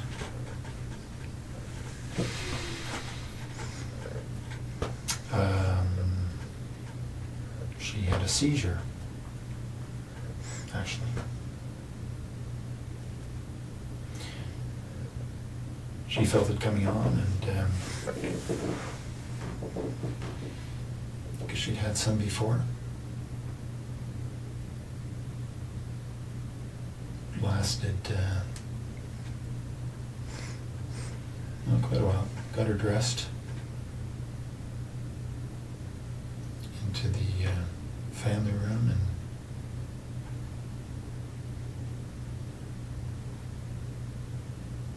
and anyway, she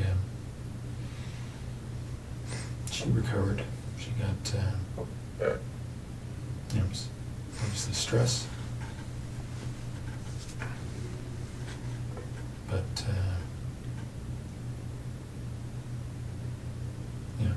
probably went on for about 15 minutes. Sort of it.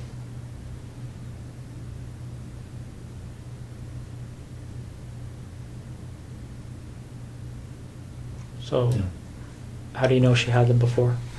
She told me. Did she tell you why she gets them? Well, she suggested it was stress.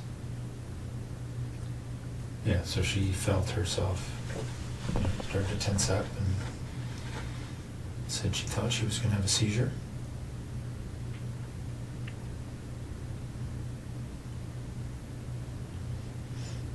So it was convulsions is what she was saying. Okay. So she recovered from that? Yep, I stayed with her and talked her through it and made sure she didn't bite her tongue. Okay. And then what happened? Well, then we had a little lie down right there because she was obviously exhausted. Put a cover over her, and she went to sleep.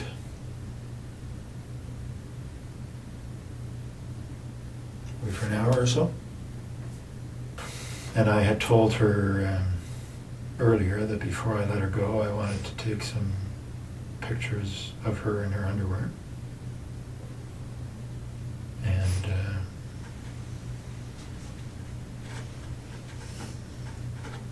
have sex with her.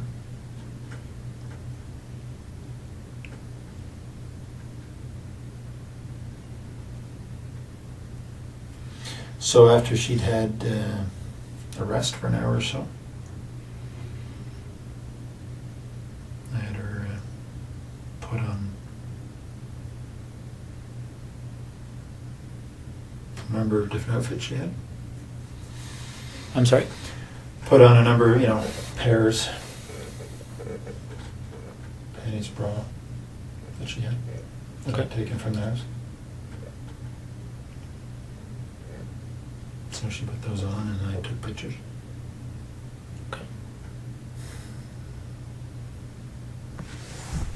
Are you in any of these pictures?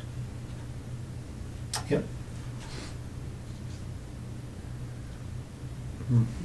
What kind of images are you in?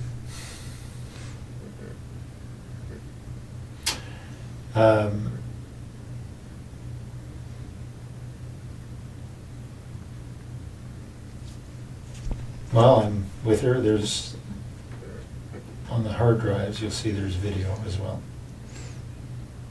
So there's video of the.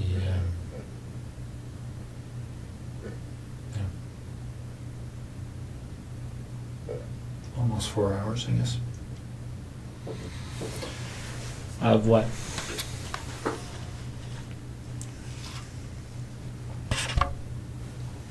Well, of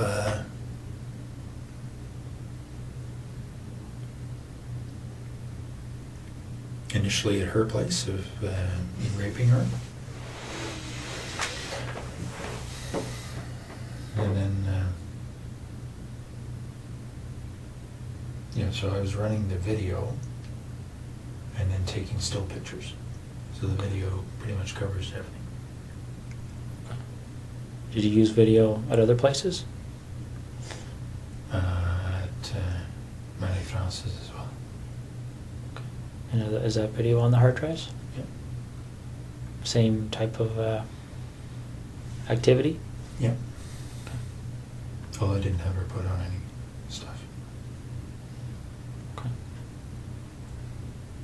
So Jessica poses for these pictures and there's videos and then what happens?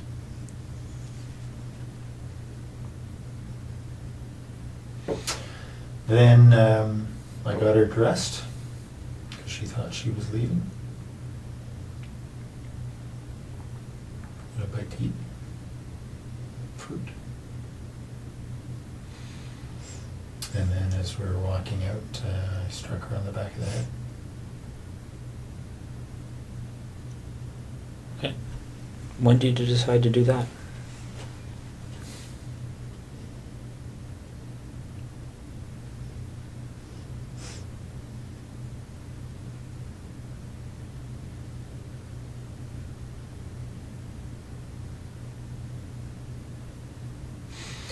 Well, I was pretty sure that I wasn't going to let her leave, but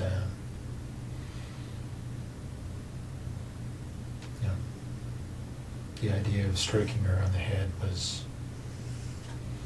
developed in the afternoon.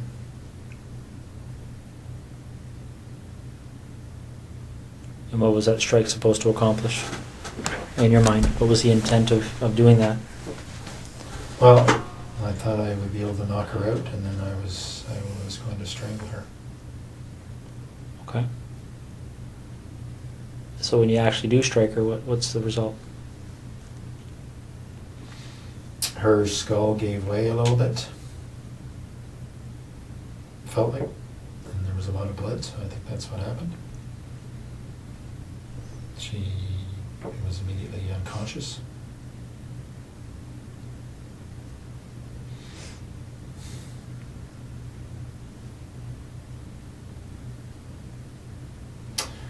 And then I strangled her. How'd you strangle her? The same rope. Just put her on her neck Okay. while she was unconscious.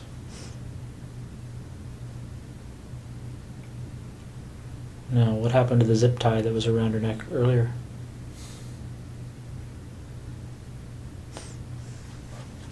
I took it off around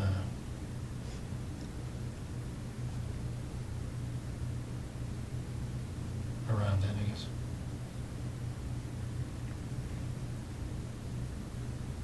Did you take it off before you put the rope around her neck, or after, or do you remember? After she was dead. Oh, okay. So the zip tie was around her neck while you used the rope? Mm-hmm. Okay. Did you leave the rope around her neck? No. Okay. And how did you know she was dead?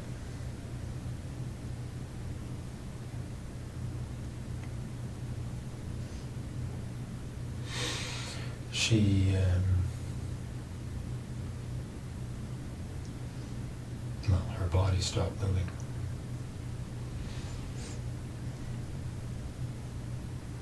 Okay. So what did you do after that? I bound her up to a sort of fetal position.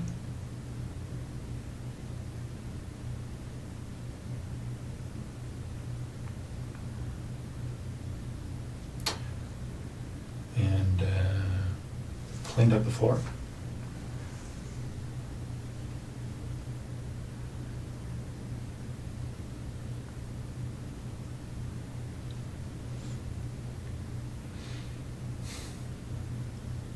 No, you say you bound her up. Are you referring to the duct tape that you talked about earlier? Yeah. Okay. So then what did you do?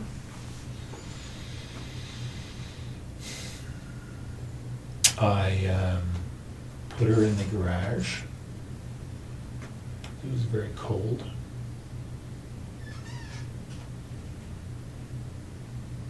And then I went into the base. Okay. Why'd you go to the base? Pardon me? Why'd you go to the base? Because I was flying early the next morning. Okay. So what time did you leave to go to the base? Well, I told you about between 9 and 10 or so. On the Friday night? Yep. Okay. So you fly, and Then I drove home to Ottawa. so which night would you? Saturday night. So you land, and what time are you landing? 6:30. Okay. Saturday night. Did you go by the house in Tweed on your way to Ottawa? Or? No. So you drove straight home to Ottawa? What time did you get there at? Do you remember? Sometime before midnight. I can't quite remember, but I think I went into the office first, did some work. So I think I got home to Ottawa just before midnight, something like that. I think. Not sure. I slept for a little bit at the Tim Hortons in Brockville. So it might be later. I honestly can't remember when I got to Ottawa, but Okay. yeah, midnight-ish, Saturday. Mm-hmm.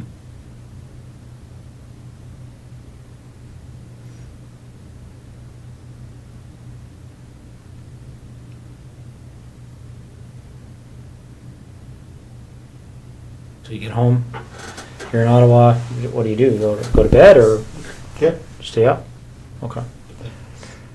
So then what do you do the next day? Well, my wife and I did some stuff. I can't remember what was going on that day. You know, putting together the new house. And I headed back to Tweed that night. Mm-hmm. Is that right? Sorry. No, I didn't. I had Monday off. That's right. I had Monday off, and then I was visiting one of the units in Ottawa on Tuesday. So I didn't head back to Tweed till Tuesday night. Okay.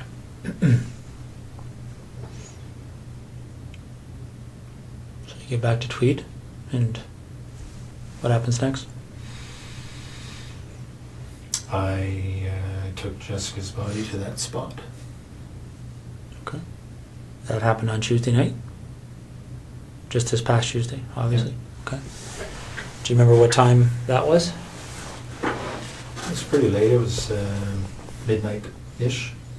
I'd say between midnight and 1 on Wednesday morning. Okay.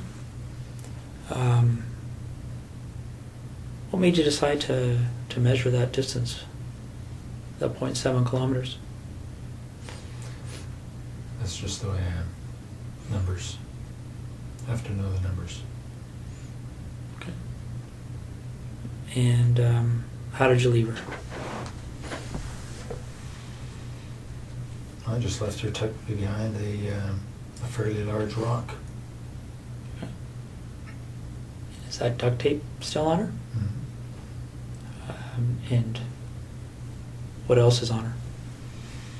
A couple of towels wrapped around her head, and the top and pants. She was wearing jeans. Okay. Did you ever go back there? No. Right.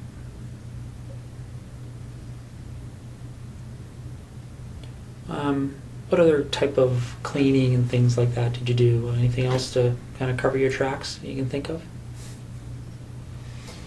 I vacuumed the house and I wiped the floor, washed the floor. Okay. What about your truck? Did you do anything with that? Just washed today because it was a mess, and vacuum. Okay.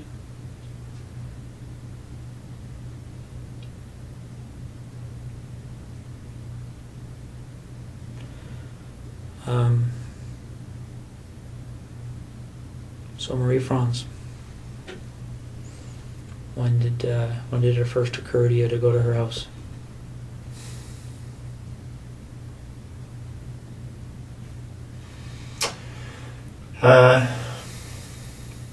Well, probably in October. October, November, not quite sure, but somewhere in that time frame.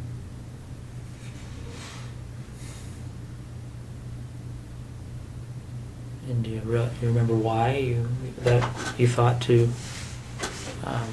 do that?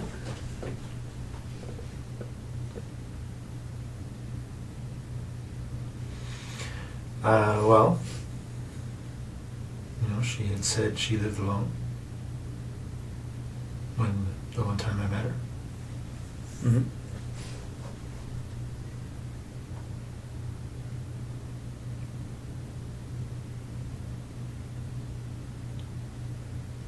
Yeah.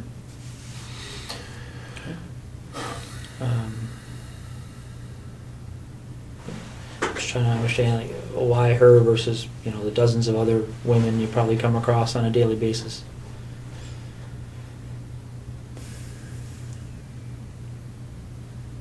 I don't know.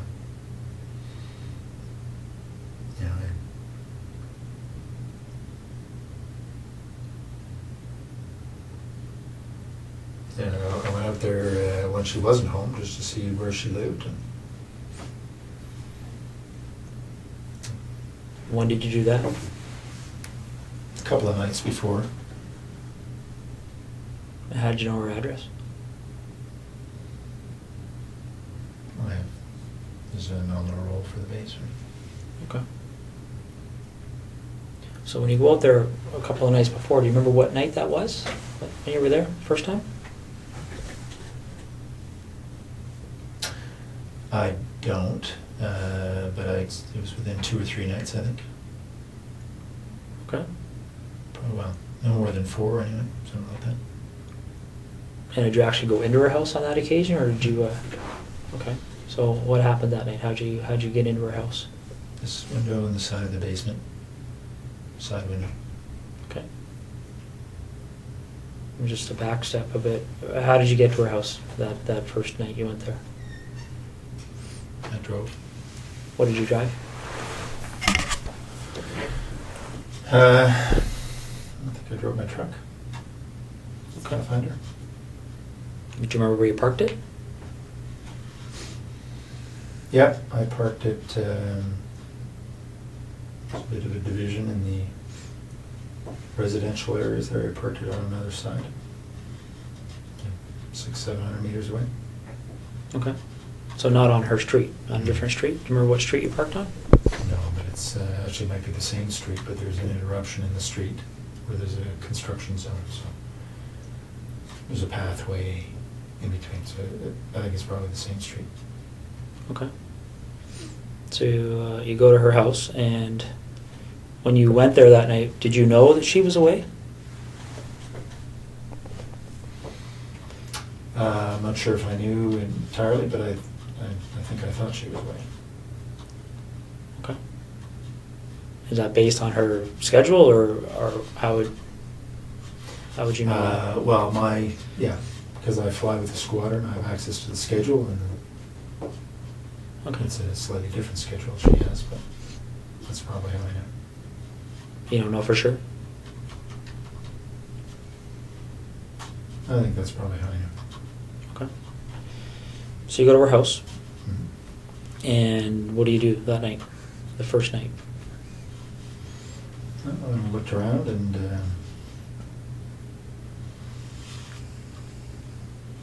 make sure that she was living there alone.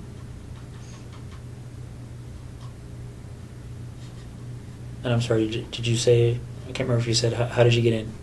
Same way. It's about side basement window. Side basement window? Okay. Do you remember what kind of window it is? Like what made it, Well, I just noticed it was, the flashlight, I could see that it was not locked. It had been opened slightly. So I removed the screen, slid it open, went in. okay. So you go in and you're in her house, figuring out she lives alone, and do you do anything that night? Yeah, I was playing with her underwear. You mean playing with her underwear?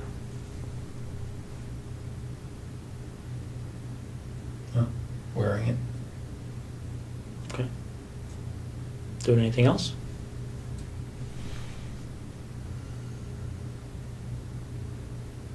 No, I didn't touch her stuff.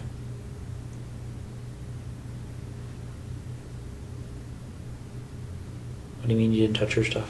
I mean, you touched her underwear, but... Yeah. So- But nothing else. Okay. Did you take any of the underwear with you that night? Yeah, a few pieces. And where did you find the underwear when you went in? In her drawer. Was it clean? Was it used? Or, Clean. okay. Anything else you can remember doing that evening? That you... No. All right. So, after that first visit, did you return again before meeting up with her? No. Okay. So, which day did you go to her house when she was there? Well, the night before I went to Ottawa, so I think that was Monday night. All right. So let's walk through that. What time do you think you got there? About 11 or so, probably. 10:30, 11. Okay.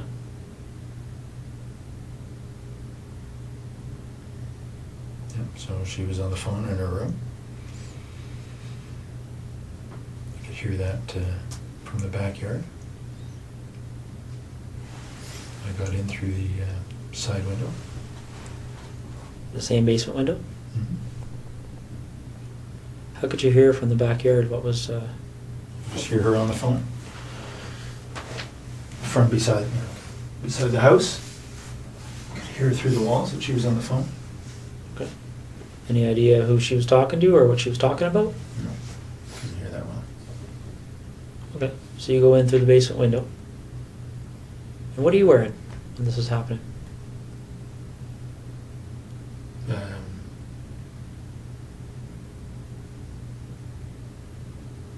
A sweatshirt and Dockers, I guess. And the 2 pieces on my head. Okay. And where are those 2 pieces now? Pieces that you wore on the head? They're probably in my bag, in my luggage bag in Edison in the bedroom. What does your luggage bag look like? It's a blue duffel bag type thing. It's right beside the bed. Okay. Is it the only blue duffel bag in your bedroom? Mm-hmm. And these pieces, what do they look like again? It's a blue headband. Okay. Standard blue, winter headband. And black skull cap type thing. Okay. Any insignias or anything on them? Yeah, there are, but I don't know what they are. The blue headband has something stitched, a name of some sort stitched on it. And the skull cap has some sort of emblem, white emblem on the black. Don't know what it is.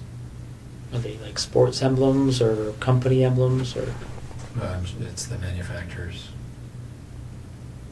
Okay. Anything else in that blue duffel bag? I don't think so. Is it full of things other than? Just my clothes. Okay.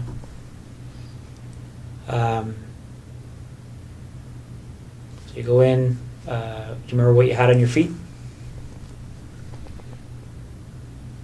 In the house there? When you went to Marie-France's house? No, I don't. Probably running shoes. There wasn't snow on the ground. So you go in and you're in the basement. And whereabouts in the basement are you?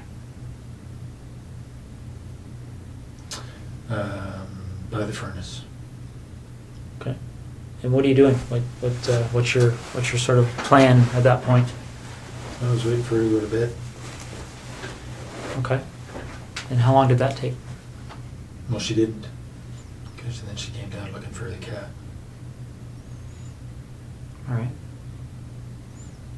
And what happens next? Well, as I described, I subdued her.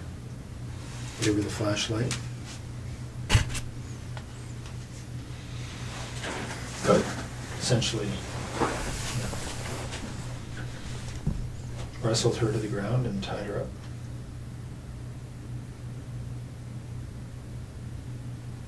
Okay. And what did you use to tie her up? Same rope, green rope. It's in tweed. Is it just green or like how long is this piece of rope? It's probably 20 feet. It's a boat rope. It's got some red specks in it, I think. Okay. Is there lots of ropes in tweed, or is this probably the only rope? No, there are two lengths. 2 lengths of the same green rope? And were they both used? Well, I only ever had one with me, so I don't know if I used the same piece both times or not, but only 2 lengths of rope. Okay. So you tie her up. How did you tie her up after you subdued her? Okay. And what is she wearing at that point? She wasn't wearing anything to start with. So when she came down to the basement, she had no clothes on? Mm-hmm. She had some sort of a shawl over her shoulder. Okay. And she immediately dropped when she saw me. Did she say anything when she saw you? She did. She called out, "You bastard." Okay. And then what happened? I subdued her as I described. By hitting her with that red flashlight? Mm. Okay. Although they were more glancing blows, cut her skin, but weren't doing much else. Okay. She fell over and then I subdued her. She tripped. How did you tie her at that point? Like, I know you used the rope, but what did you tie her up like? Just told her to put her, I pulled her hands behind her back and just tied her wrists together. Okay. And then what happened after that? Then I took her upstairs.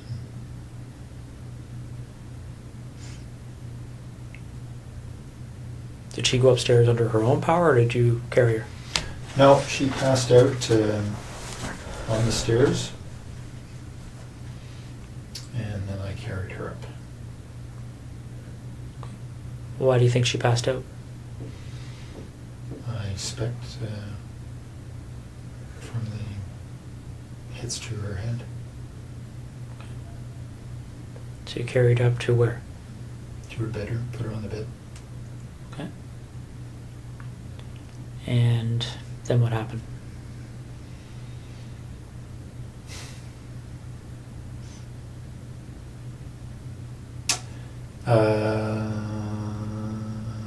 Well, as I described, I think she's on the bed. I raped her over a period of time. Okay. And again, just to be specific, what sex acts took place? Just vaginal. Your penis and her vagina? Yep. Any condom used? No. Did you ejaculate? No. Did you ejaculate at any point with her? No. Okay.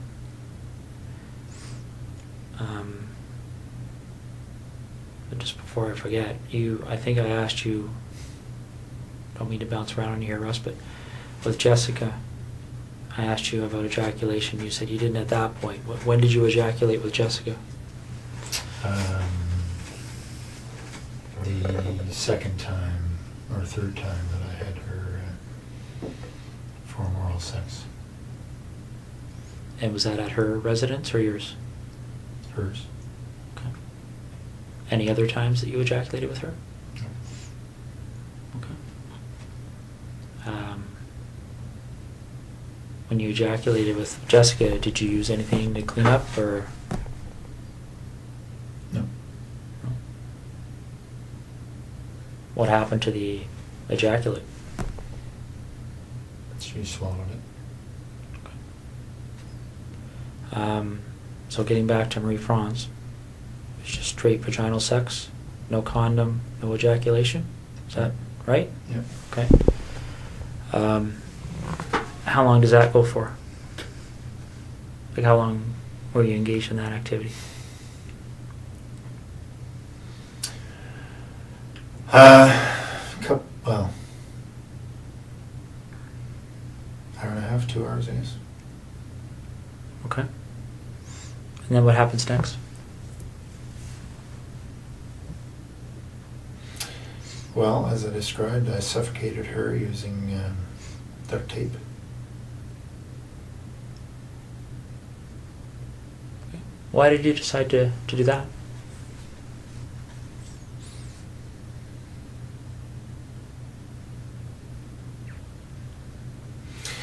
Well, again, because of the pictures. As I described to you, it would have. It was going to be a pretty straight line back to Tweed. Okay. But why did you decide to use that method versus something else?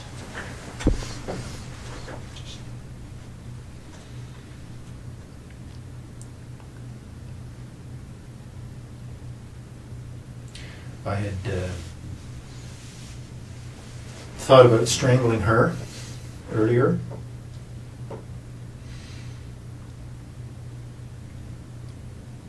That's on the video. What is? My, well, it was a short-lived attempt because she struggled quite a bit.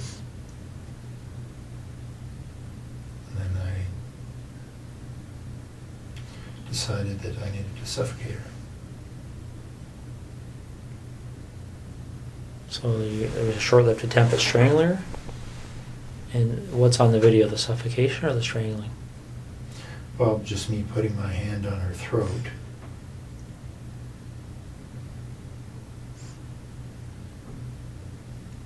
And then her responding. No surprise, very aggressively. Okay. Any videos of the suffocation part or pictures of that? Now, you mentioned that you brought the rope with you. Where did the duct tape come from? I brought it. Okay. And what did you do with it afterwards? I think it stayed in tweed. What color of duct tape are we talking about? I know it comes in a variety of colors, but Gray. gray.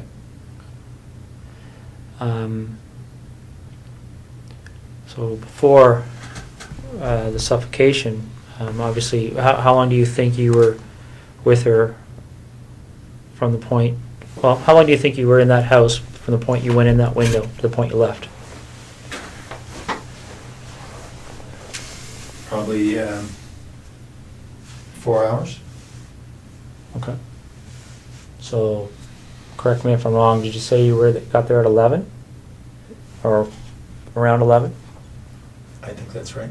Okay. So you left around 3 in the morning? Well, I was in the basement for quite a while before she came down. Right? She wasn't going to bed. So I was probably in the basement for 30, 40 minutes. Okay. So by the time she saw me, it was probably closer to midnight. All right. But I didn't have a watch on, so I'm not sure. Any gloves?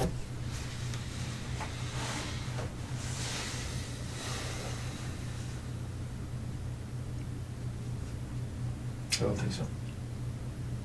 Did you wear gloves with Jessica? Only to get in the house. It was a very cold night. And what about the 2 women in tweed? No gloves. So while you're with Marie-France, what kind of conversations are taking place? Anything she said to you stick out in your mind? No, I taped her mouth. There's no conversation. Okay. When did you tape her mouth? As soon as I got her up to the bedroom. Why did you decide to do that? Because she was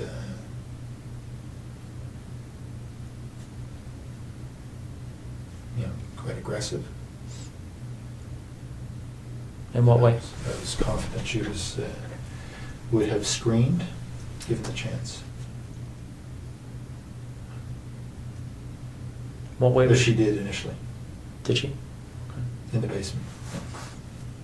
So in what way was she aggressive? Well, just in, when she discovered me, she was very vocal, screamed quite a bit,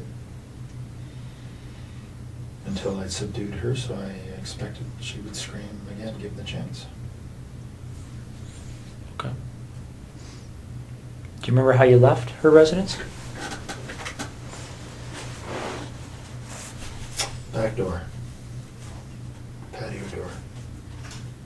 Okay. Did you take anything with you that night? Some of her underwear. Anything else? No. All right. Did you do anything else to try and cover your tracks with Marie-France?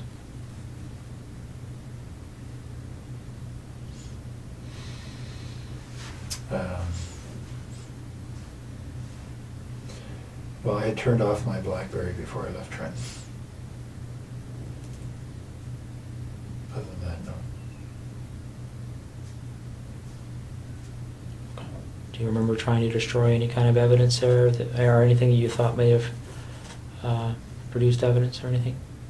Oh, I took her sheets off the bed and ran them through the laundry. Okay. Like the laundry where? In her house. Okay. Did you run them completely through? Did you wait for it to finish, or? No, I just put them in and put a whole bunch of bleach in and let it go. Okay. So the night you went to her house and got there at 11, you came from where? Like you said, you left Trenton. You Yeah. turned off your BlackBerry. You talking about the base, or are you talking about where did you leave to go to her house? Well, no, I just turned off my BlackBerry before I left the Trenton area. I would have left from the base after work. All right. When did you what time do you think you turned your BlackBerry off? Well, it's only a half-hour drive to Brighton, so yeah, probably in the 9:30 range. Okay. Do you remember what time you would have turned it back on? And I was back on the 401 heading to Ottawa the next morning. What time would that have been? So 6 plus or minus 30 minutes. Okay. So you leave her house 3-ish. No, I think it was later than that. So the 4 hours obviously was. I think I went in about 11. Was in the basement for quite a while. Probably left her house closer to 4:30, somewhere there. Okay. And where do you go? I drove to Ottawa. Straight to Ottawa? Yeah. Did you go by your house in Tweed or anything, or did you just go straight? No. Remember what route you took? Yeah. 401, but from her place, I think I went straight north on whatever the road is that goes straight through Brighton up to the 401, hit the 401 and headed east. Okay. And so you're going to, what's the meeting you're having that day in Ottawa? Remind me. It's a meeting on the C-17 acquisition project. Okay. And who ran that meeting? The project manager, Miss Sue Hale. Okay. Is that the only meeting around that time period you would have went to on that issue with Sue Hale? Hmm? There wasn't like a weekly meeting or anything like that? Okay. No, this is sort of a quarterly. All right. So the night this happened, where did you park that night? As I said, across the gravel little roadway, it's probably the same road. Okay. Similar location to the first night? Yep. All right. Same vehicle? Yeah, truck. Okay. All right.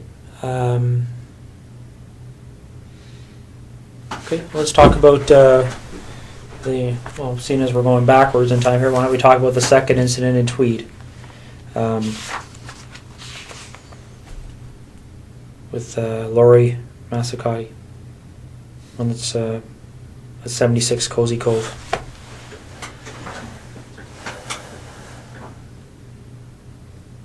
How did you decide on her?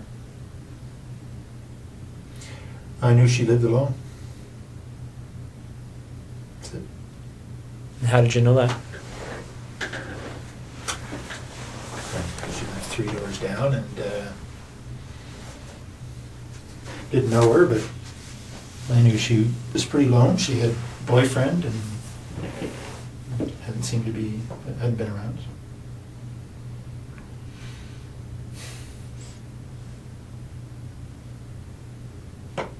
You know, looked in the window and she was alone. So she had a boyfriend, but he wasn't too frequent? Okay. Well, he was. She told me that they were fighting, so that's why he hadn't been there. Okay. So,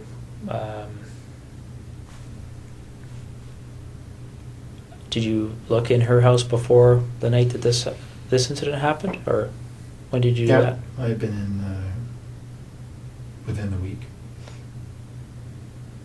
Probably a couple of nights earlier. What did you do that night? I looked around to see if there are any permanent signs of her boyfriend, I guess. Took one or two pieces of her underwear.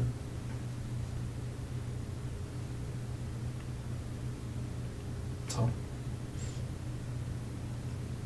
Okay. So the night you go there, when the incident happens, do you remember what time that was? It was pretty late. I probably got into the house around midnight. She was asleep on the couch. Well, I didn't know that, but I knew she was in there. And how'd you get in, sorry? Window in the back of the house. There's a little sunroom. Was it just something you had to slide, or how did you I had get to that? remove the screen and slide it up. Okay. So I got into the house and she was asleep in front of the TV.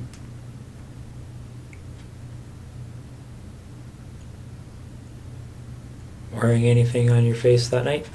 Yeah, same things. Okay. The headband and the cap? Okay. What kind of clothes did you have on? Just dark sweatshirt or pants. Alright. So she's asleep on the couch, you're in there, and then what happens? We have been through this, eh? I know. I struck her with the flashlight, thinking it would knock her out. It didn't. We struggled. I subdued her. Took some pictures. Left. It's probably in the house about 2.5 hours. It's a pretty short description for 2.5 hours. Well, we talked. I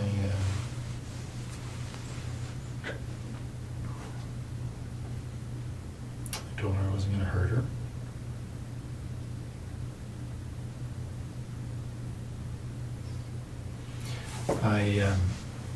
I told her that there were other guys in the house robbing her. My job was just to control her.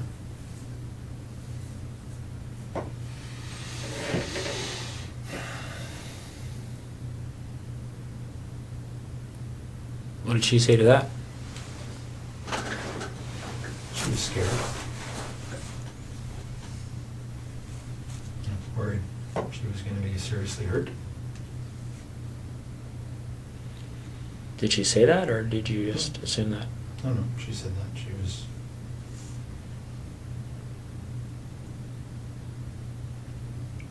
was worried she was going to be killed. I said, I'm not going to kill you. What did you do with, you said you took pictures of her, clothed, unclothed? Both.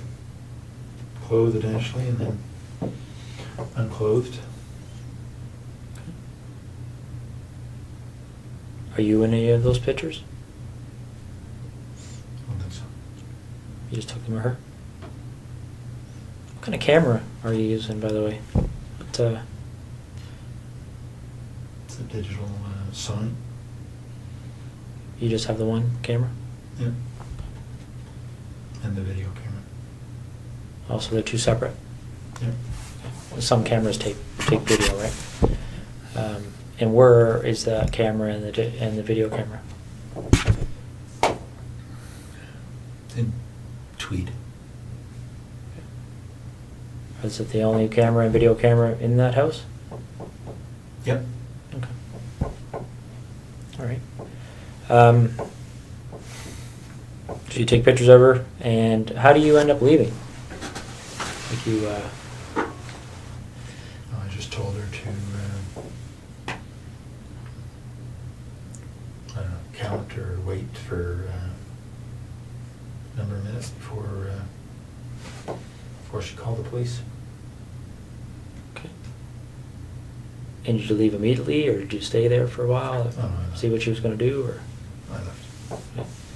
Okay. And where do you go? Home. Straight home? Mhm. Okay. Did you wait to see if the police showed up or anything, or? No. Well, I mean, it's, So what did you do when you got a home? couple hundred feet. I went to sleep. Okay. And what did you do the next day?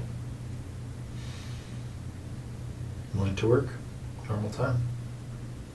Okay. A couple hours later.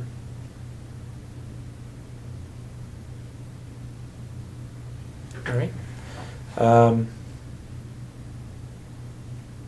Do you remember how her clothing was removed?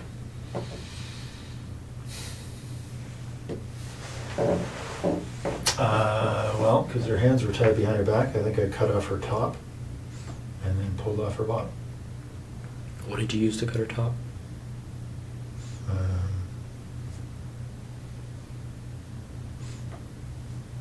I can't remember if it was a knife or like a folding X-Acto knife or Leatherman or one of the two.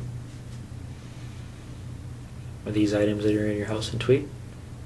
Yep. Okay. Was there ever any other time you used a knife to cut off clothing or anything else? Do you remember? I cut off Jessica's top with a knife, so her hands were tied behind her back. That's all. Okay. And where's that knife? Which knife did you use that time? That was the Leatherman. That was leather? Tweed. Is it the only Leatherman in Tweed? Mm-hmm. Okay. So on the 16th of September, when you went in that night, was that the first time you've been in her house? Yep. Okay. And why her? Just because I'd seen her and she was cute. That's it. Okay. So there was no... you didn't go into her house before that night? No. All right. So you go in, and how'd you get into her house? Side window. Was not locked. Cut the screen, slid the window, crawled in. Okay. And what you're wearing? Same. Sweatshirt, dark pants. And the same hat and... Mm-hmm. Okay. And where do you find... In bed, asleep. Okay. And what do you do? Stood over her for a while and I hit her on the left side of her head just with my hand. Just woke her up. We struggled.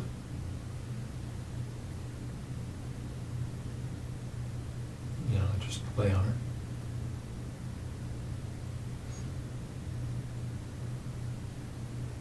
And very much like I described a little bit ago, took off her, pulled her top down, and took off her pants, took some pictures, left. Do you remember her saying anything to you? Yes. What did she say to you? All kinds of things. She had a young baby just next door, the other room, 8 months or so. She's obviously concerned about the baby, concerned for herself. I assured her I was not going to hurt her. Physically, anyway.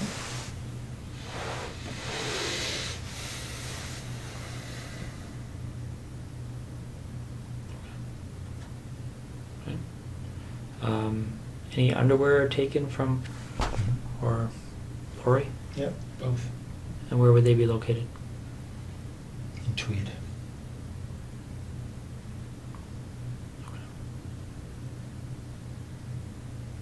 And why are they in Tweed as opposed to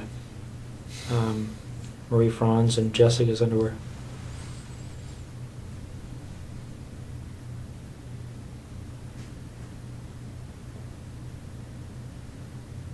I don't know.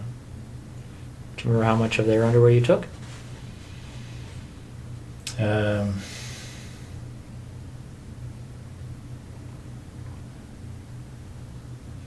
Not very much from Lori. Did they know that you took their underwear? I don't know. You didn't discuss it with them or anything?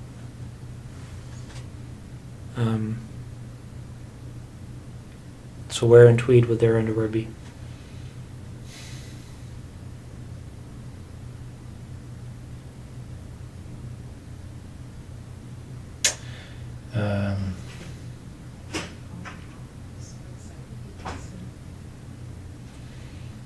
In the there's a laundry room area, Okay. just between the house and the garage. Right?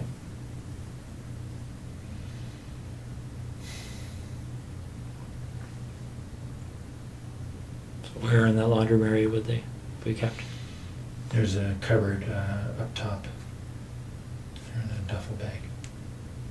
What's the duffel bag look like? It's a green army duffel bag. Are they all in the same duffel bag? Is there anything else in that duffel bag? Just underwear. Okay.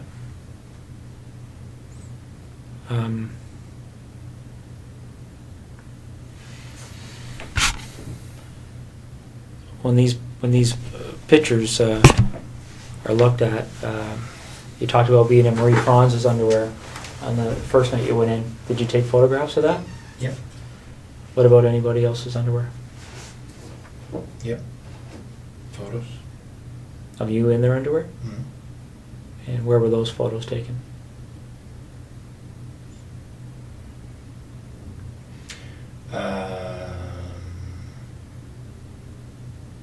Well, sometimes in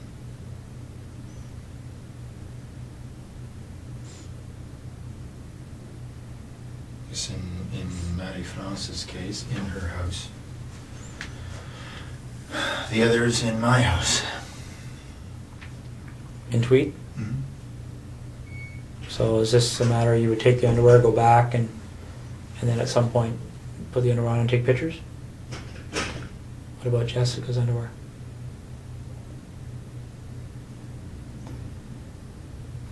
She's only her. Right? So you don't have pictures of you in her underwear? No. All right.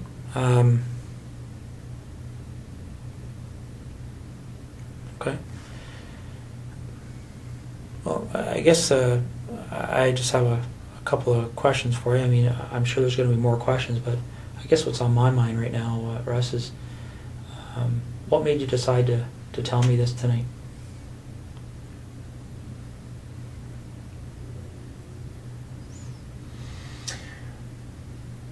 Mostly to make my wife's life easier.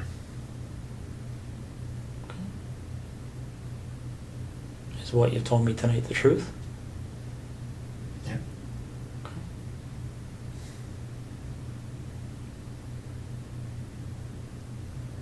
How do you feel about what you've done? Like what?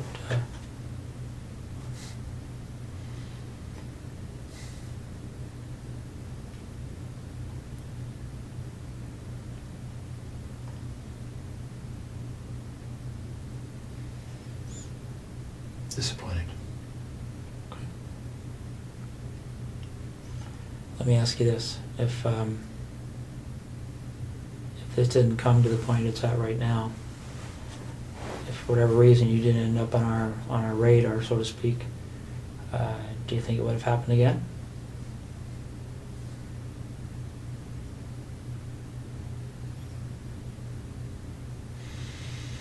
I was hoping not, but I can't answer the question.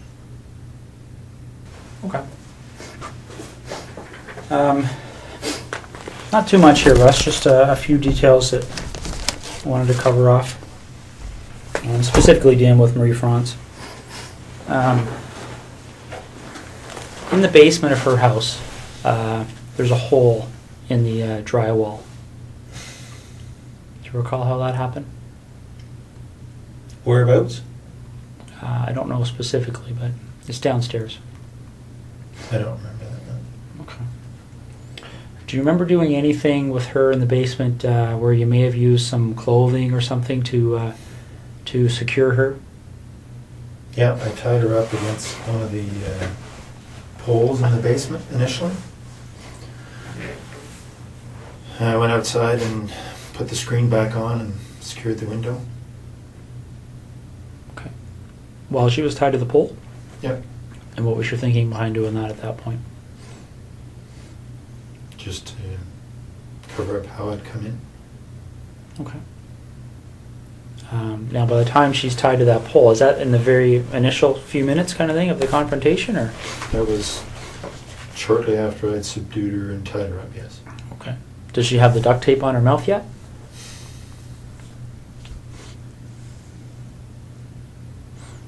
I think probably. Okay. The pictures will show it. All right. Now, in the upstairs bathroom, by her bedroom, there's looks like something's occurred in there. Do you remember that? Yep. What happened there? She had passed out on the bed, and I had gone to look out the front window, see if anybody was coming. And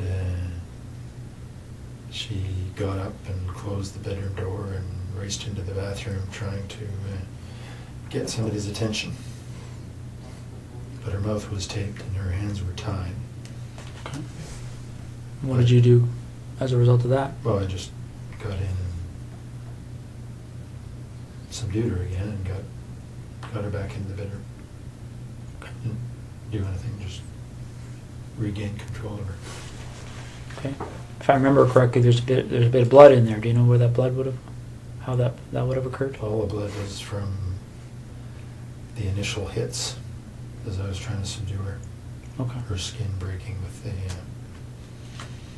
blows to her head. Okay. Do you recall blood being in the bathroom? No, actually, I didn't have the light on in there, but it doesn't surprise me. Okay. There's a pair of underwear and some socks on the floor of that bathroom that belonged to her. Do you remember how they got there? Do you remember seeing them? See them. Okay. What do you recall doing to her breasts? It's pretty clear that there was something happened to her breasts. Do you remember what that might have been? No, I certainly touched her breasts. I didn't do anything to hurt them. I remember that. No. Okay. All right. Well, Russ. Now, when I suffocated her, she was on her front, so may have been something there. But What do you mean?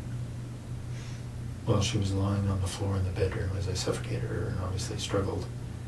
May have been in there that something happened, but I didn't do anything specific to her breasts. Okay. So when you suffocate her, that's when you have the duct tape over her mouth and nose, Mm-hmm. and that's on the floor. Yep. And then what happens after that? Well, she died, and I and took the duct tape off her head and put her on the bed and covered her up with duvet. Okay. And what was your thinking behind doing that?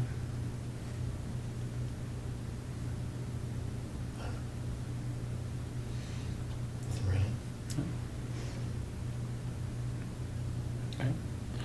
Okay. As you might expect here, Russ, certainly even now, one of the Ottawa investigators mentioned to me that there's a number of incidents that have gone unsolved over the years. Can I was going to get into that. Can I go to the washroom quickly? Yeah, I can get somebody to take you to the washroom. Okay.